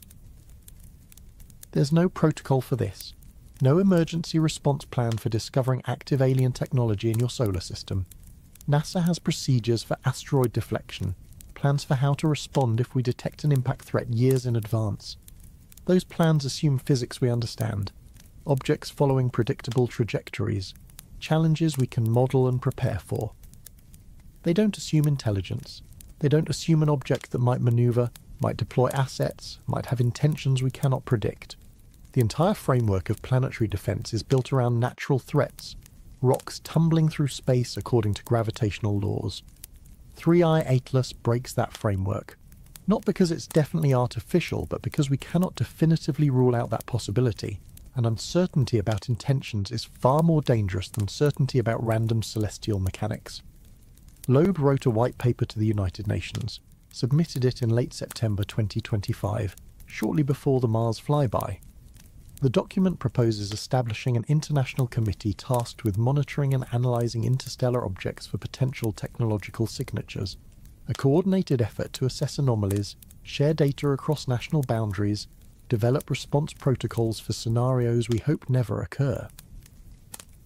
The paper lays out the rationale clearly. The Vera Rubin Observatory, which began operations this year, is expected to detect dozens to hundreds of interstellar objects over the next decade.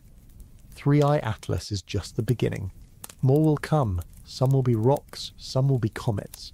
And statistically, if the dark forest hypothesis has any validity, if advanced civilizations send probes throughout the galaxy, some of those objects might be reconnaissance platforms. We need infrastructure to identify which ones require additional scrutiny. We need agreed-upon criteria for escalating concern, for triggering deeper investigation, for determining when an object's behavior exceeds natural explanation. We need this before the crisis, not during it. The United Nations has not responded publicly. International committees move slowly. Proposals get buried in bureaucracy, tabled for further discussion, lost in the noise of competing priorities. A white paper from one astrophysicist, no matter how credentialed, doesn't automatically trigger institutional action.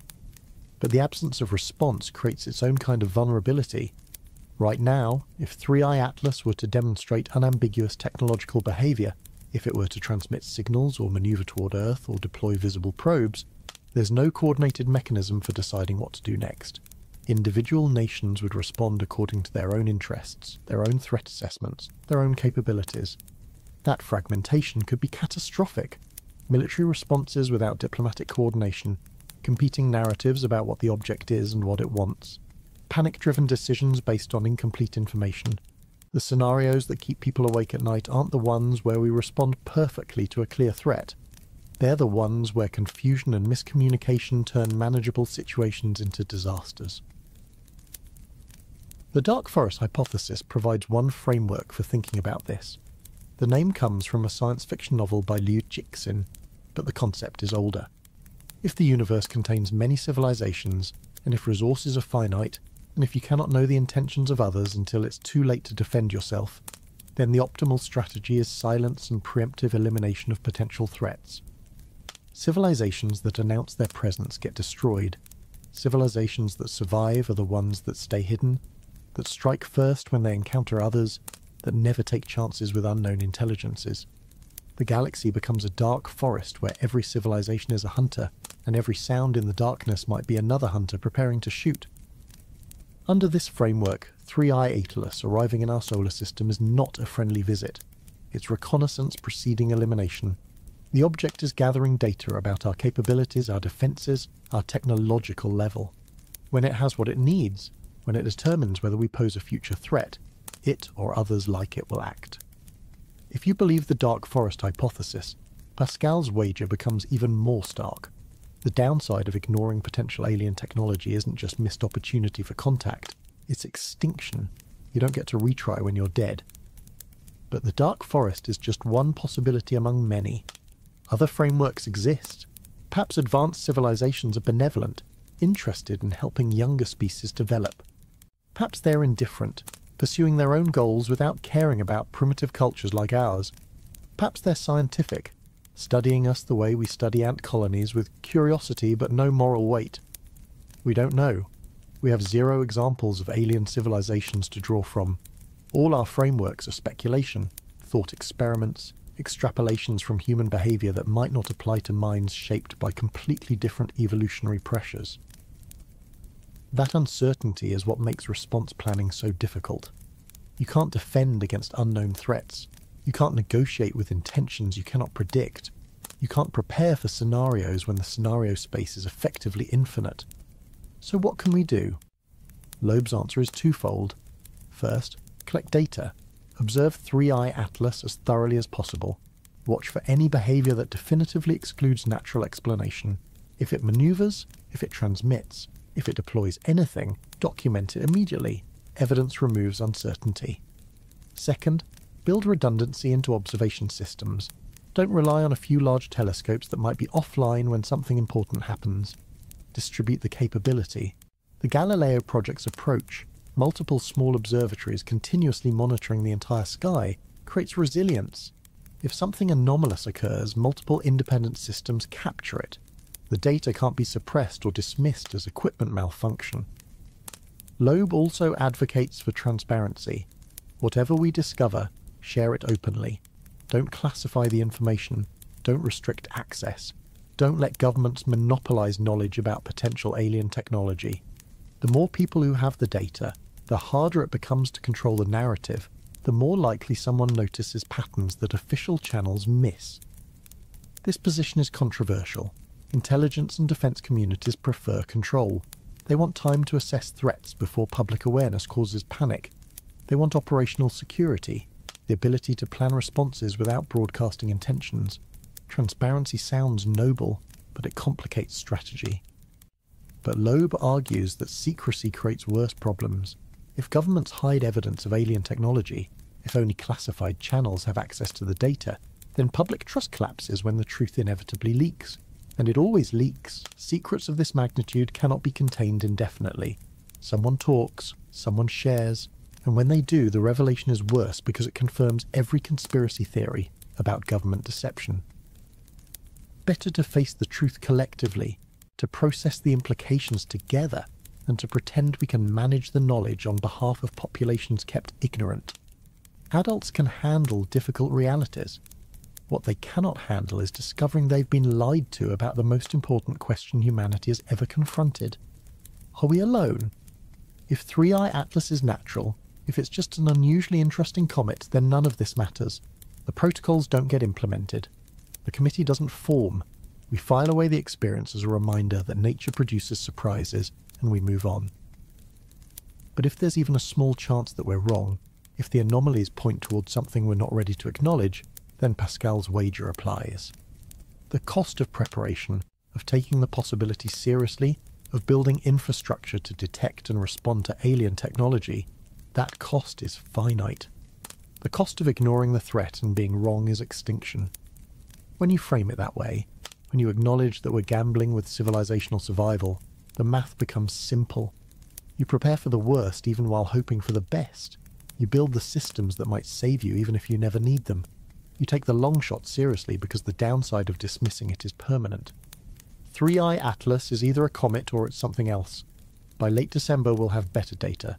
New observations after perihelion, trajectory, calculations that account for any changes, chemical analyses as the object becomes active moving outward. The data will narrow the possibilities. Maybe it will resolve the question entirely. Maybe we'll finally have enough evidence to say definitively that this is natural, that all the anomalies have explanations, that we were pattern matching on noise rather than signal. Or maybe the data will deepen the mystery. Maybe we'll find new anomalies, additional deviations from expectation, evidence that resists comfortable interpretation. Maybe we'll cross the threshold where natural explanation stops being sufficient, where the weight of accumulated improbability forces us to consider alternatives we've been avoiding. Either way, Pascal's wager suggests we should be ready, because betting wrong on this question means there's no one left to learn from the mistake. Part 2. Let's talk about the latest space and science news. 3 days ago, something happened that NASA doesn't want you to panic about. While you were sleeping, an asteroid the size of a school bus passed closer to Earth than the satellites beaming this video to your screen right now. We didn't even see it coming until it was already gone. But that's not why I'm recording this at 3 AM with my hands literally shaking. In the last 72 hours, we've had Pentagon whistleblowers testify under oath about UFOs that can withstand direct missile strikes. NASA quietly confirmed the strongest evidence of ancient life on Mars they've ever seen.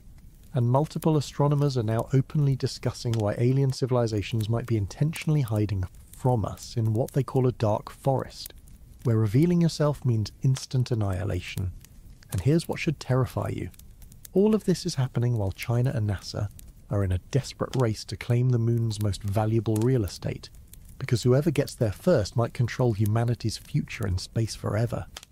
What you're about to hear might be the most important space update you'll ever watch, because if even half of what's being revealed this week is true, everything changes. Before we dive into what NASA just admitted about Mars, please hit that like button and subscribe if you want to stay informed about these cosmic revelations, and tell me in the comments where you're listening from, what time it is there, and whether you think we should keep broadcasting our location to the universe, or go dark immediately. Share this on X, Facebook, Reddit, or your messenger to help our community grow. Thank you for always having our back. Chapter 1. The Mars bombshell, ancient life, finally confirmed. Let me tell you about a rock that's keeping planetary scientists awake at night. Not because of what it is, but because of what it might mean for everything we thought we knew about life in the universe. On July 21st, 2024, NASA's Perseverance rover was crawling through an ancient riverbed in Mars' Jezero crater when its cameras locked onto something that made mission control go silent. Picture this, a 3-billion-year-old rock, nicknamed Cheova Falls, sitting there with patterns that look disturbingly familiar to anyone who's studied ancient life on Earth. Leopard spots, they called them. Dark rings with lighter centres, scattered across the rock's surface like nature's own Morse code. Now you might think, so what, it's just a spotted rock? But here's where things get interesting. These aren't random patterns.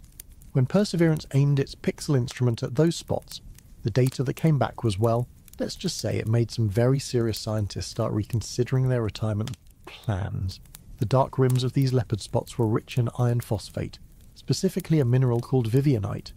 The lighter cores contained iron sulfide, likely greigit. If those names don't mean much to you, let me put it this way. On Earth, when we find these exact minerals together in ancient rocks, arranged in these exact patterns, there's usually only one explanation.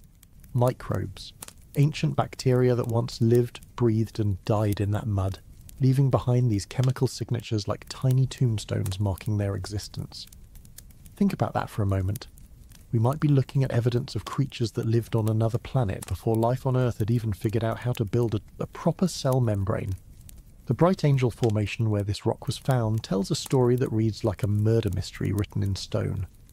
3.5 billion years ago, this wasn't the rusty desert we see today.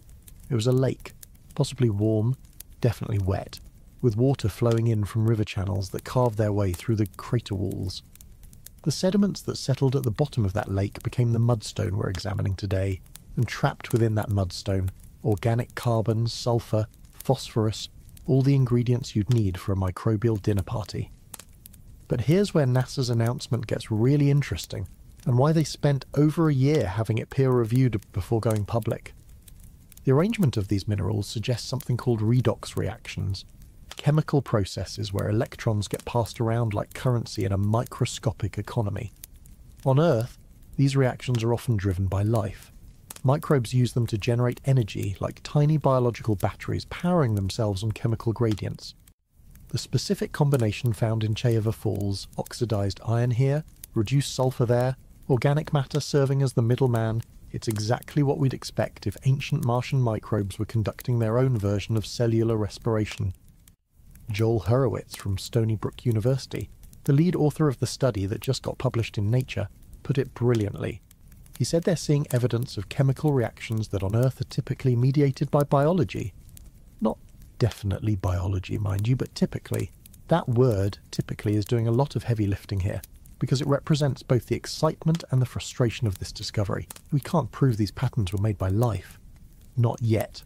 There are non-biological processes that could potentially create similar features, though when the team examined those alternatives, none of them quite fit. High temperatures could produce some of these minerals, but the rock shows no sign of ever being cooked. Acidic conditions might work, but again, no evidence. It's like finding footprints in your backyard. They could theoretically have been made by something other than feet, but At some point you have to consider the obvious explanation. What makes this discovery even more significant is where it fits in Mars' timeline. Scientists used to think that if life ever existed on Mars, it would have been confined to the planet's very earliest days, back when it still had a thick atmosphere and a magnetic field. But the Bright Angel Formation is younger than that. Much younger. It suggests that even after Mars had lost most of its protective atmosphere, even after the planet had begun its transformation into the frozen desert we see today, there were still pockets where life might have persisted, oases in an increasingly hostile world. The implications extend far beyond Mars. If life arose independently on two planets in the same solar system, what does that say about the rest of the universe? Are we looking at proof that life is not some cosmic fluke, but rather an inevitable consequence of the right chemistry and conditions? Or, and this is where things get a bit unsettling, what if life didn't arise independently on both worlds? What if it travelled between them, hitchhiking on meteorites blasted into space by ancient impacts? We know rocks can make that journey. We found Martian meteorites here on Earth. Could life have made the same trip? These questions aren't just academic curiosities anymore. NASA is already planning how to bring these samples back to Earth, where they can be studied with instruments far more sophisticated than anything we can send to Mars. The Sapphire Canyon sample that Perseverance drilled from Chayava Falls is sitting in a sealed tube right now, waiting for a future mission to collect it and bring it home. When that happens, and we're talking about the early 2030s if everything goes according to plan, we'll finally be able to answer the question that's haunted humanity since we first looked up at that red dot in the night sky. Were we ever alone? But while NASA focuses on ancient dead microbes, something far more immediate and potentially dangerous has been unfolding right here on Earth.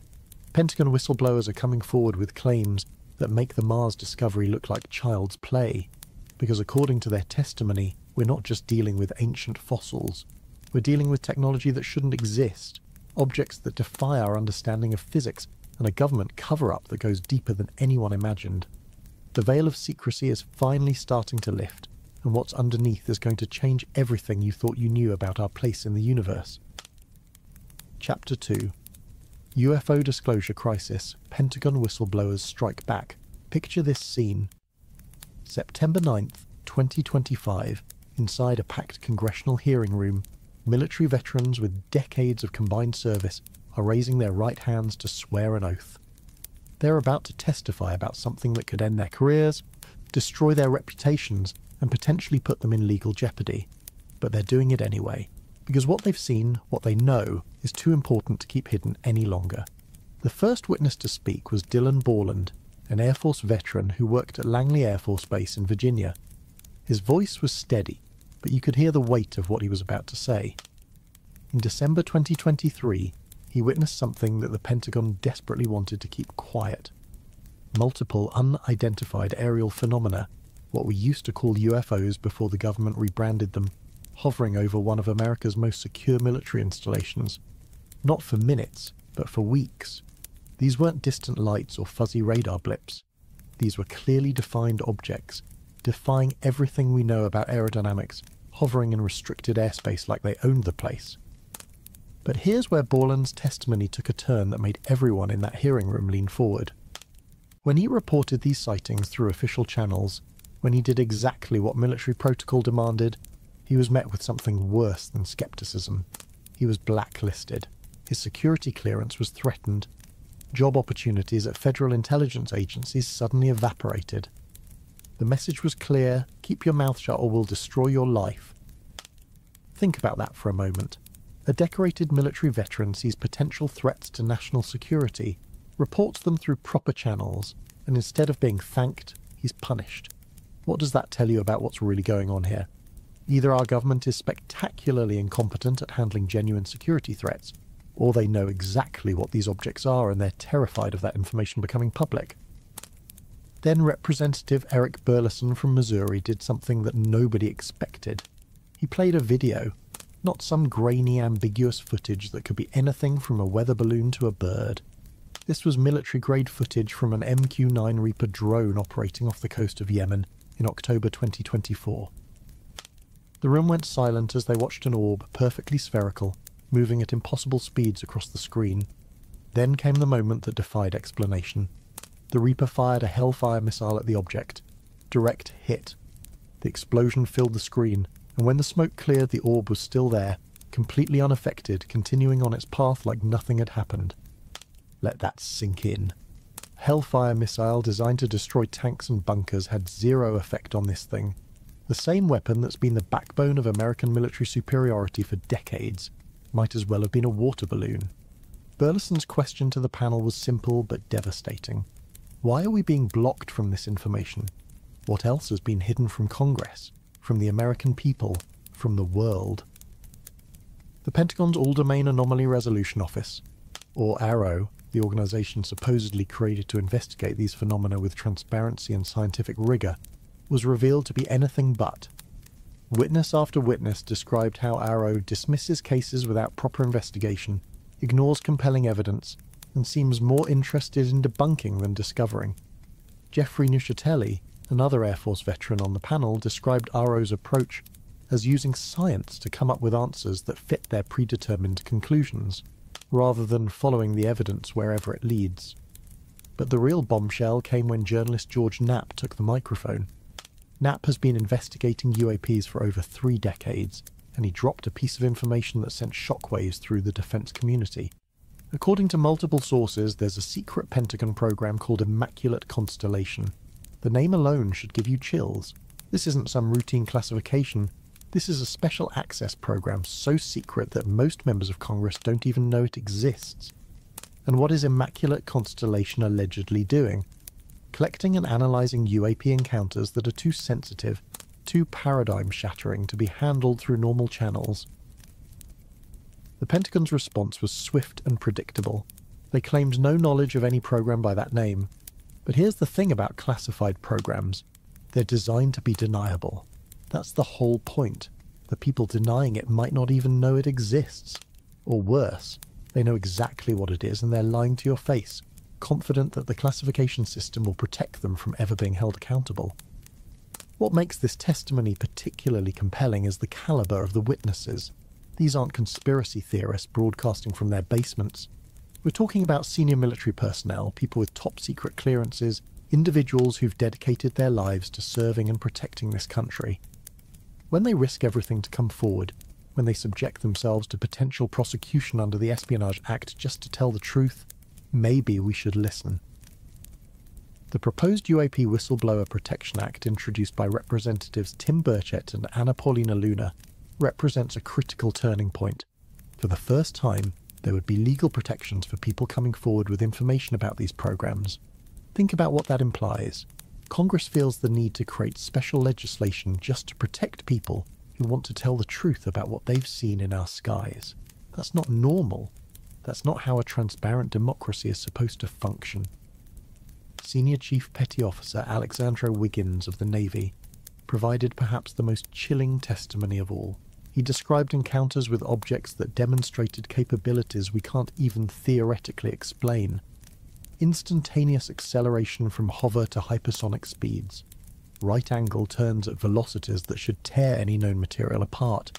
The ability to operate seamlessly in air, water and space without any visible means of propulsion.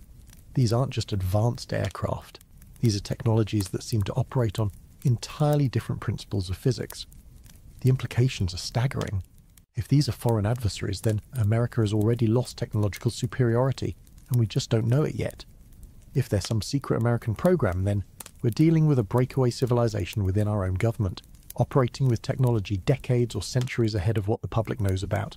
And if there's something else, something not from Earth, then every assumption about our place in the universe needs to be reconsidered.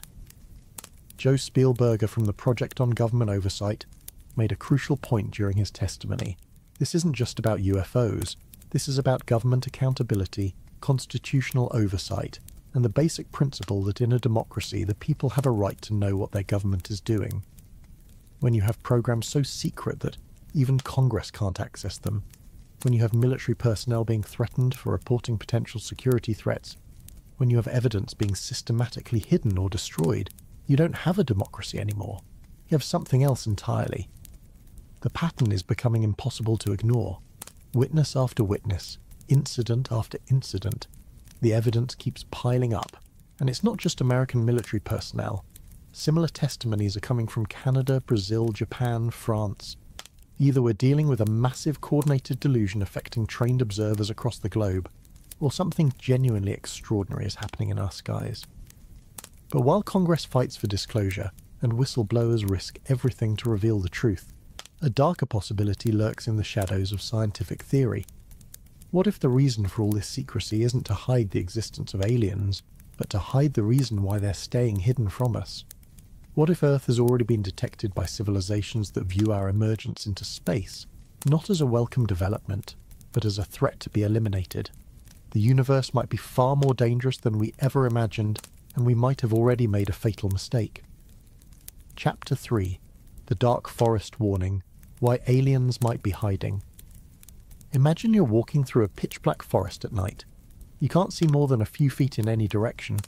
You know there are others in this forest, hunters like yourself, armed and dangerous. Every sound could be a threat. Every movement could give away your position. The only way to survive is to remain absolutely silent. Because the moment you reveal yourself, the moment you make noise, you become a target. This is the universe according to the dark forest theory, and it might explain why the cosmos seems so eerily quiet despite the mathematical certainty that we're not alone. The theory gained mainstream attention through Chinese author Liu Cixin's science fiction trilogy, but its roots go deeper, into game theory, evolutionary psychology, and the cold mathematics of survival. Here's the terrifying logic. Every civilization wants to survive. There's no way to know if another civilization is hostile or peaceful. Even if they seem peaceful now, they might become hostile later. The safest option is to destroy any civilization you detect before they can destroy you. Therefore, all intelligent civilizations stay hidden, and any that reveal themselves are immediately eliminated. Dr. David Brin, the renowned astrophysicist who helped develop this concept before Liu popularized it, puts it even more starkly. He suggests that somewhere in our galaxy there might be ancient machines, berserker probes he calls them, left behind by long-dead civilizations. Their only purpose is to detect and destroy any new intelligence that emerges. One broadcast, one signal reaching the wrong ears, or rather, the wrong sensors, and Earth gets a visit from something that makes our nuclear weapons look like firecrackers. Consider what humanity has already done. For over a century we've been screaming into the void. Radio broadcasts, television signals, military radar, all of it spreading outward in an expanding sphere of electromagnetic radiation that now encompasses thousands of star systems. We're like children playing with matches in a darkened warehouse full of explosives, completely unaware of the danger we might be attracting. That sphere of signals travelling at the speed of light has already reached stars like Wolf 359, Ross 128, and Luyten's star. If anything intelligent lives in those systems, they know we're here. But it gets worse. In 1974, we deliberately sent the Arecibo message toward the globular cluster M13, a tight ball of stars about 25,000 light-years away. This wasn't accidental leakage. This was an intentional shout into the darkness, complete with information about our biology, our solar system, even our DNA structure. Carl Sagan called it a cosmic calling card. Others might call it a suicide note. Sure, it won't reach its destination for thousands of years, but that message, that deliberate announcement of our existence, is now irretrievable, unstoppable, racing through space like a cosmic confession. The mathematics of detection make the situation even more precarious. Dr. Jason Wright from Penn State calculated that any civilization just 1,000 years more advanced than us could detect Earth's biosignatures from hundreds of light years away. The oxygen in our atmosphere, the methane from our agriculture, the industrial pollutants we've pumped into the air, these all create a spectroscopic fingerprint that screams inhabited planet to anyone with a decent telescope. We're not just broadcasting our existence through radio waves, our very planet is a beacon. Stephen Hawking, shortly before his death, warned against actively trying to contact alien civilizations. His reasoning was simple and chilling. Look at what happened when European explorers encountered less technologically advanced civilizations here on Earth. The results were catastrophic for the indigenous populations. Now imagine that technological gap multiplied by thousands or millions of years. We wouldn't be conquered, we'd be stepped on like ants, possibly without the superior civilization even noticing. The Fermi paradox suddenly makes horrifying sense through this lens. We don't see evidence of alien civilizations not because they don't exist, but because the ones that revealed themselves were eliminated and the survivors learned to hide. The Great Silence isn't empty, it's fearful. Every intelligent species that figures out radio astronomy also figures out the game theory that says shut up or die, except, apparently, us. Dr. Alexander Berezin from Russia's National University of Electronic Technology proposed an even darker variant. What if the first civilization to achieve interstellar capability inevitably destroys all others, not out of malice, but out of simple expansion? Like a bacterial colony consuming all available resources in a petri dish, they might not even notice the lesser civilizations they're destroying. We could be annihilated not by deliberate attack, but as collateral damage from someone else's growth. The recent revelations about UAPs take on a different character when viewed through the dark forest lens. What if these objects aren't visitors but scouts? What if they're not here to make contact but to assess whether we pose a threat? The fact that they seem to be particularly interested in our military installations and nuclear facilities isn't reassuring. They're checking our weapons, evaluating our capabilities, determining if we need to be dealt with now or if we can be safely ignored for a few more decades. There's a chilling consistency to the timeline. UFO sightings exploded after we detonated the first atomic bombs. It's as if crossing the nuclear threshold triggered some kind of monitoring protocol. We announced to the universe that we'd figured out how to split the atom, and suddenly things started showing up to watch us. Maybe they're not here to invade. Maybe they're here to decide if we need to be preemptively eliminated before we become a genuine threat. Game theory supports this paranoid interpretation. In what's called a prisoner's dilemma with infinite stakes, the rational choice is always to defect to strike first. Cooperation only works if you can guarantee repeated interactions and mutual benefit. But when the stakes are species survival and you can't verify the other player's intentions, the math says destroy them before they destroy you. It's not evil, it's logical, which might be worse. Some scientists argue we're already past the point of no return.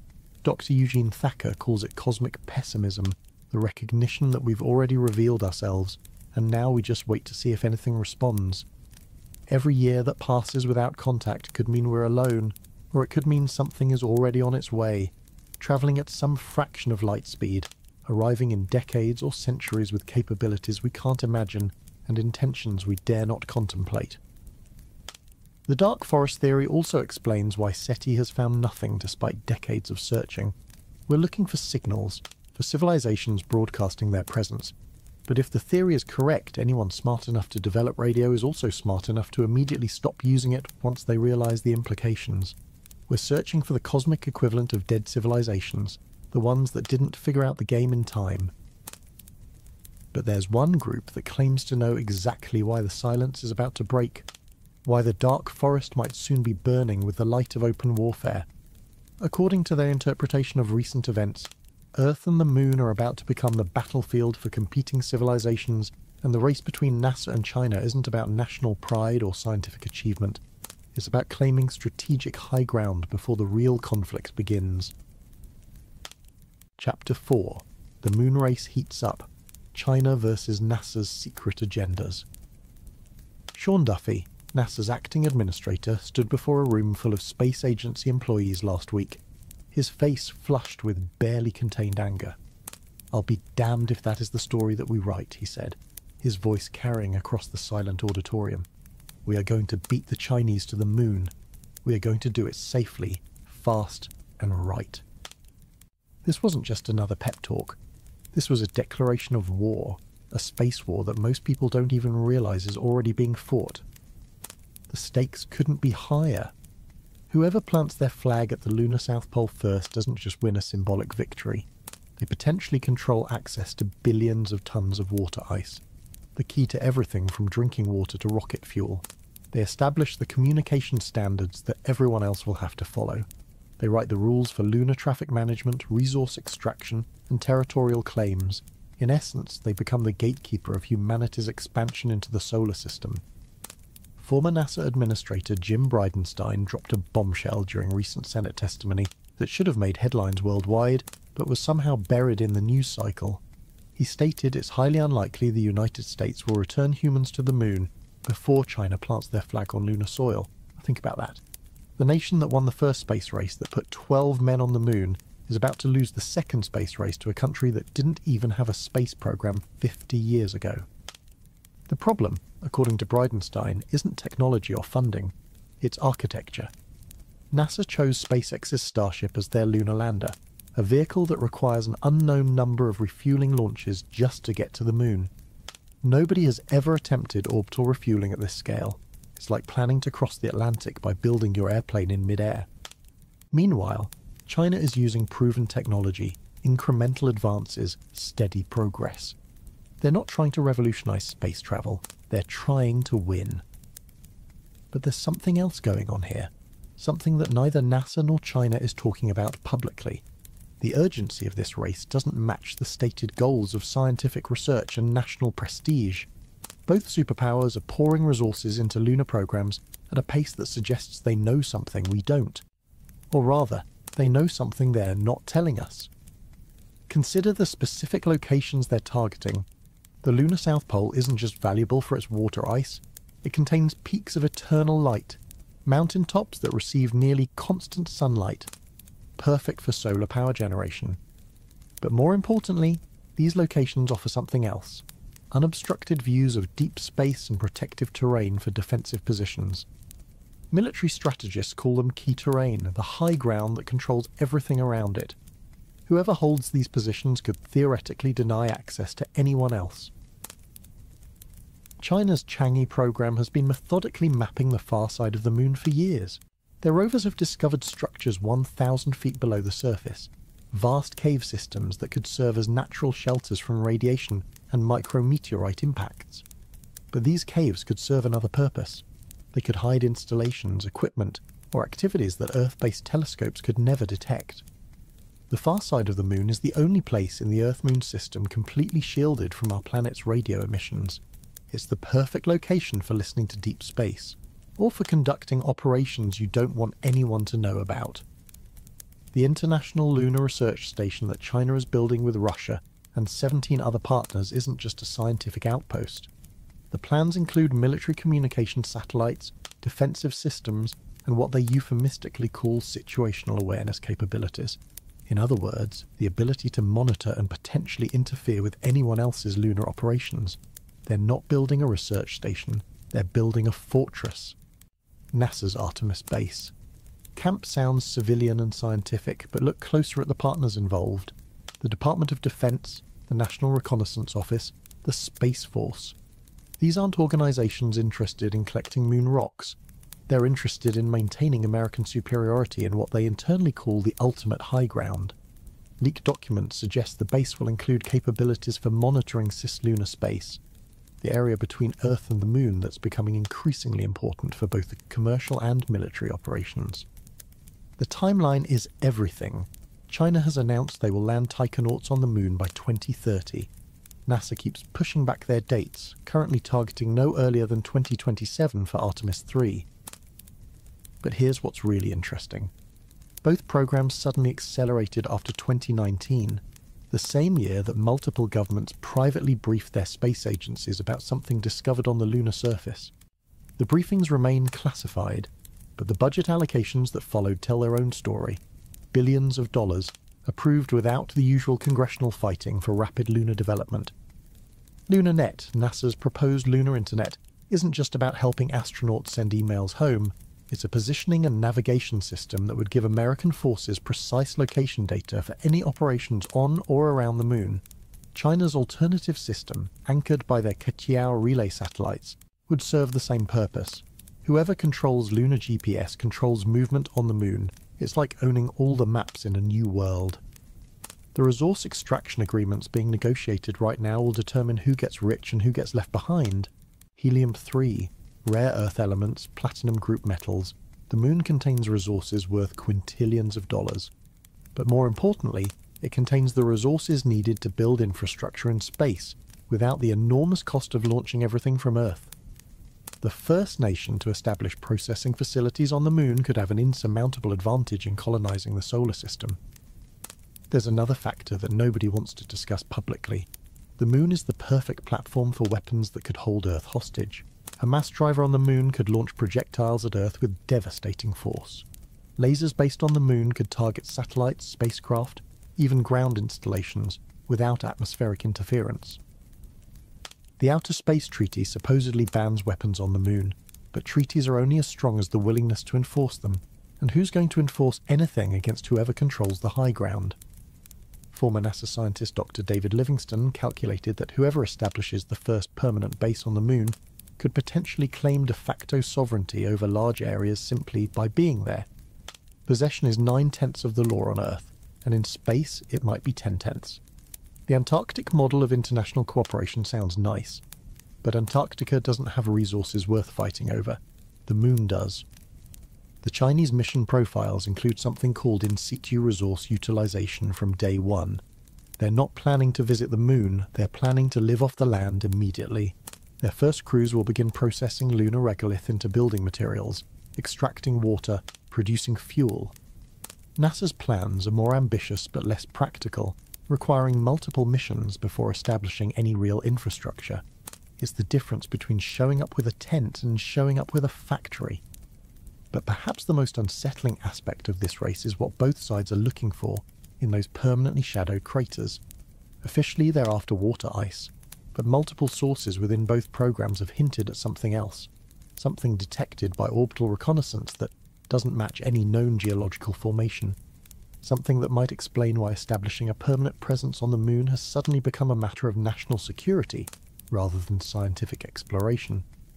The race to the moon might not be about who gets there first, but about who gets there in time. Chapter 5. Revolutionary space funding stokes $500 million gambit. On October 8, 2025, something unprecedented happened in the commercial space industry. Stoke Space, a company most people have never heard of, announced they had raised $510 million in a single funding round. Not from government contracts, not from NASA, but from private investors who are betting that this relatively unknown company is about to revolutionize space travel in ways that even SpaceX hasn't imagined. The money came so fast that insiders are calling it the gold rush moment for the new space economy.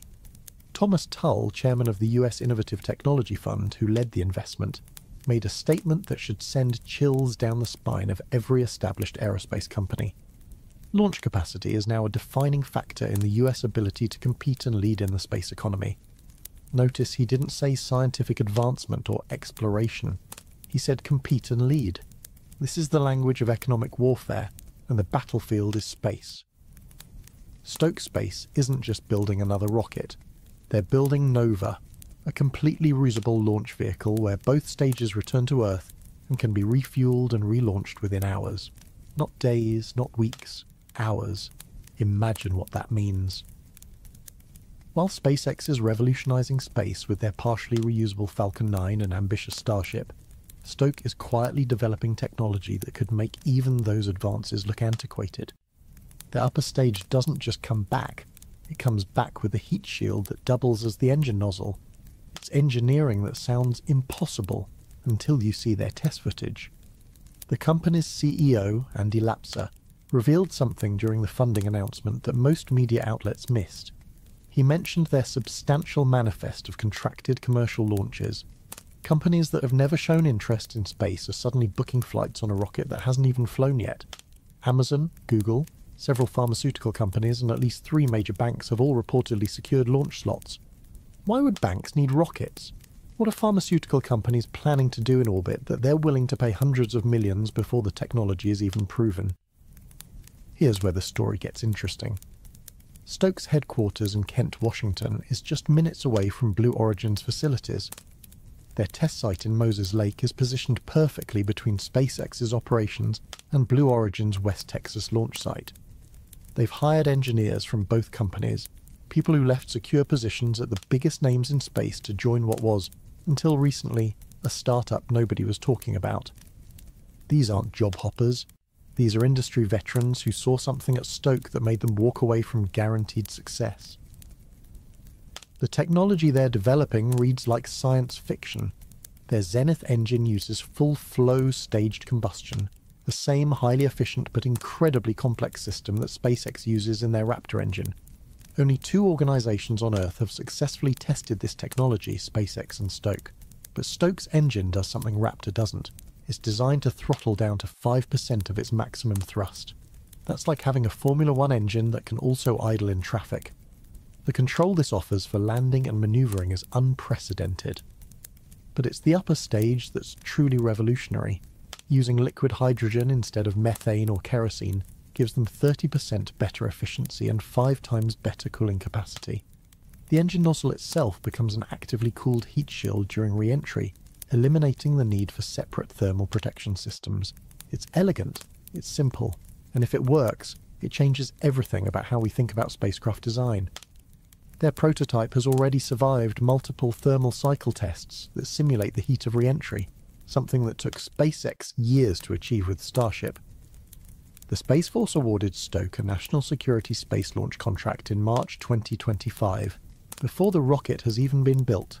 Let that sink in. The Department of Defense is so confident in this technology that they're willing to stake national security missions on it. The contract details remain classified, but sources suggest it involves rapid response capabilities, the ability to launch military payloads on extremely short notice.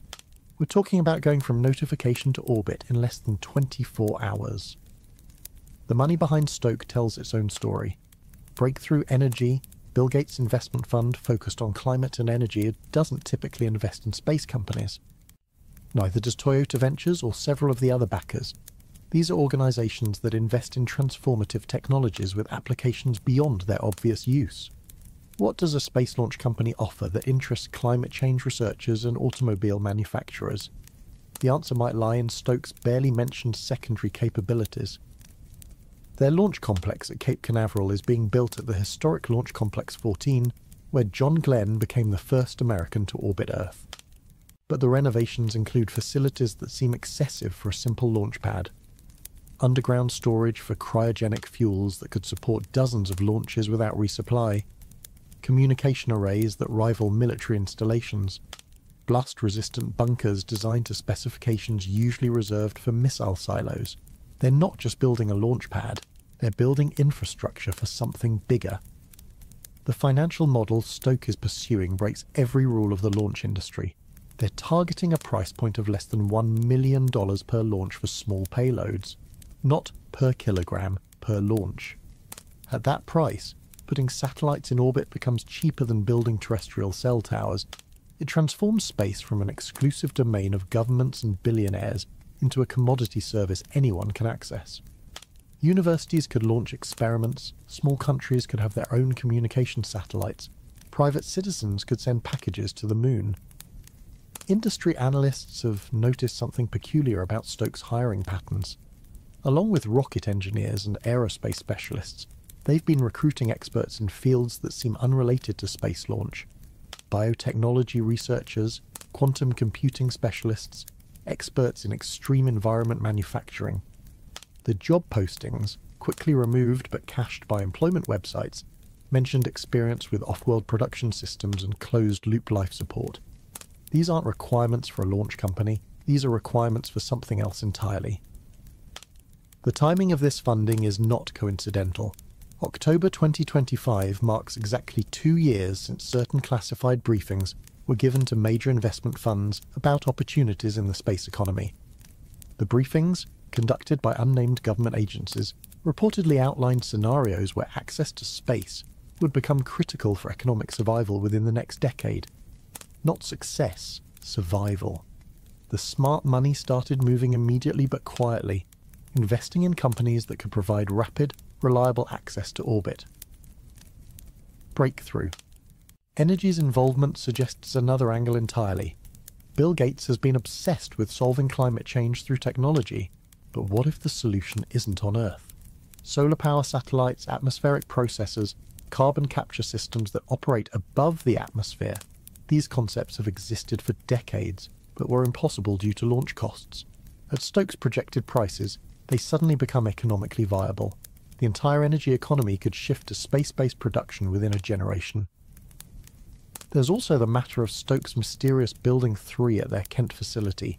Employees require special clearance beyond their normal security credentials to enter. Deliveries to this building come at night in unmarked trucks, with manifests that list only equipment for proprietary research. The building's power consumption, according to public utility records, exceeds the rest of the facility combined. Whatever they're developing in there requires enormous amounts of energy, the kind usually associated with particle accelerators or fusion research. The $990 million Stoker's raised isn't just investment, it's mobilization. Sources within the company suggest they're not just racing to beat SpaceX or Blue Origin to market. They're racing against a deadline, a specific date by which their capabilities need to be operational. The urgency doesn't match normal business timelines. It matches the urgency of people who know something is coming, something that will require immediate, massive access to space. The question is, what are they preparing for?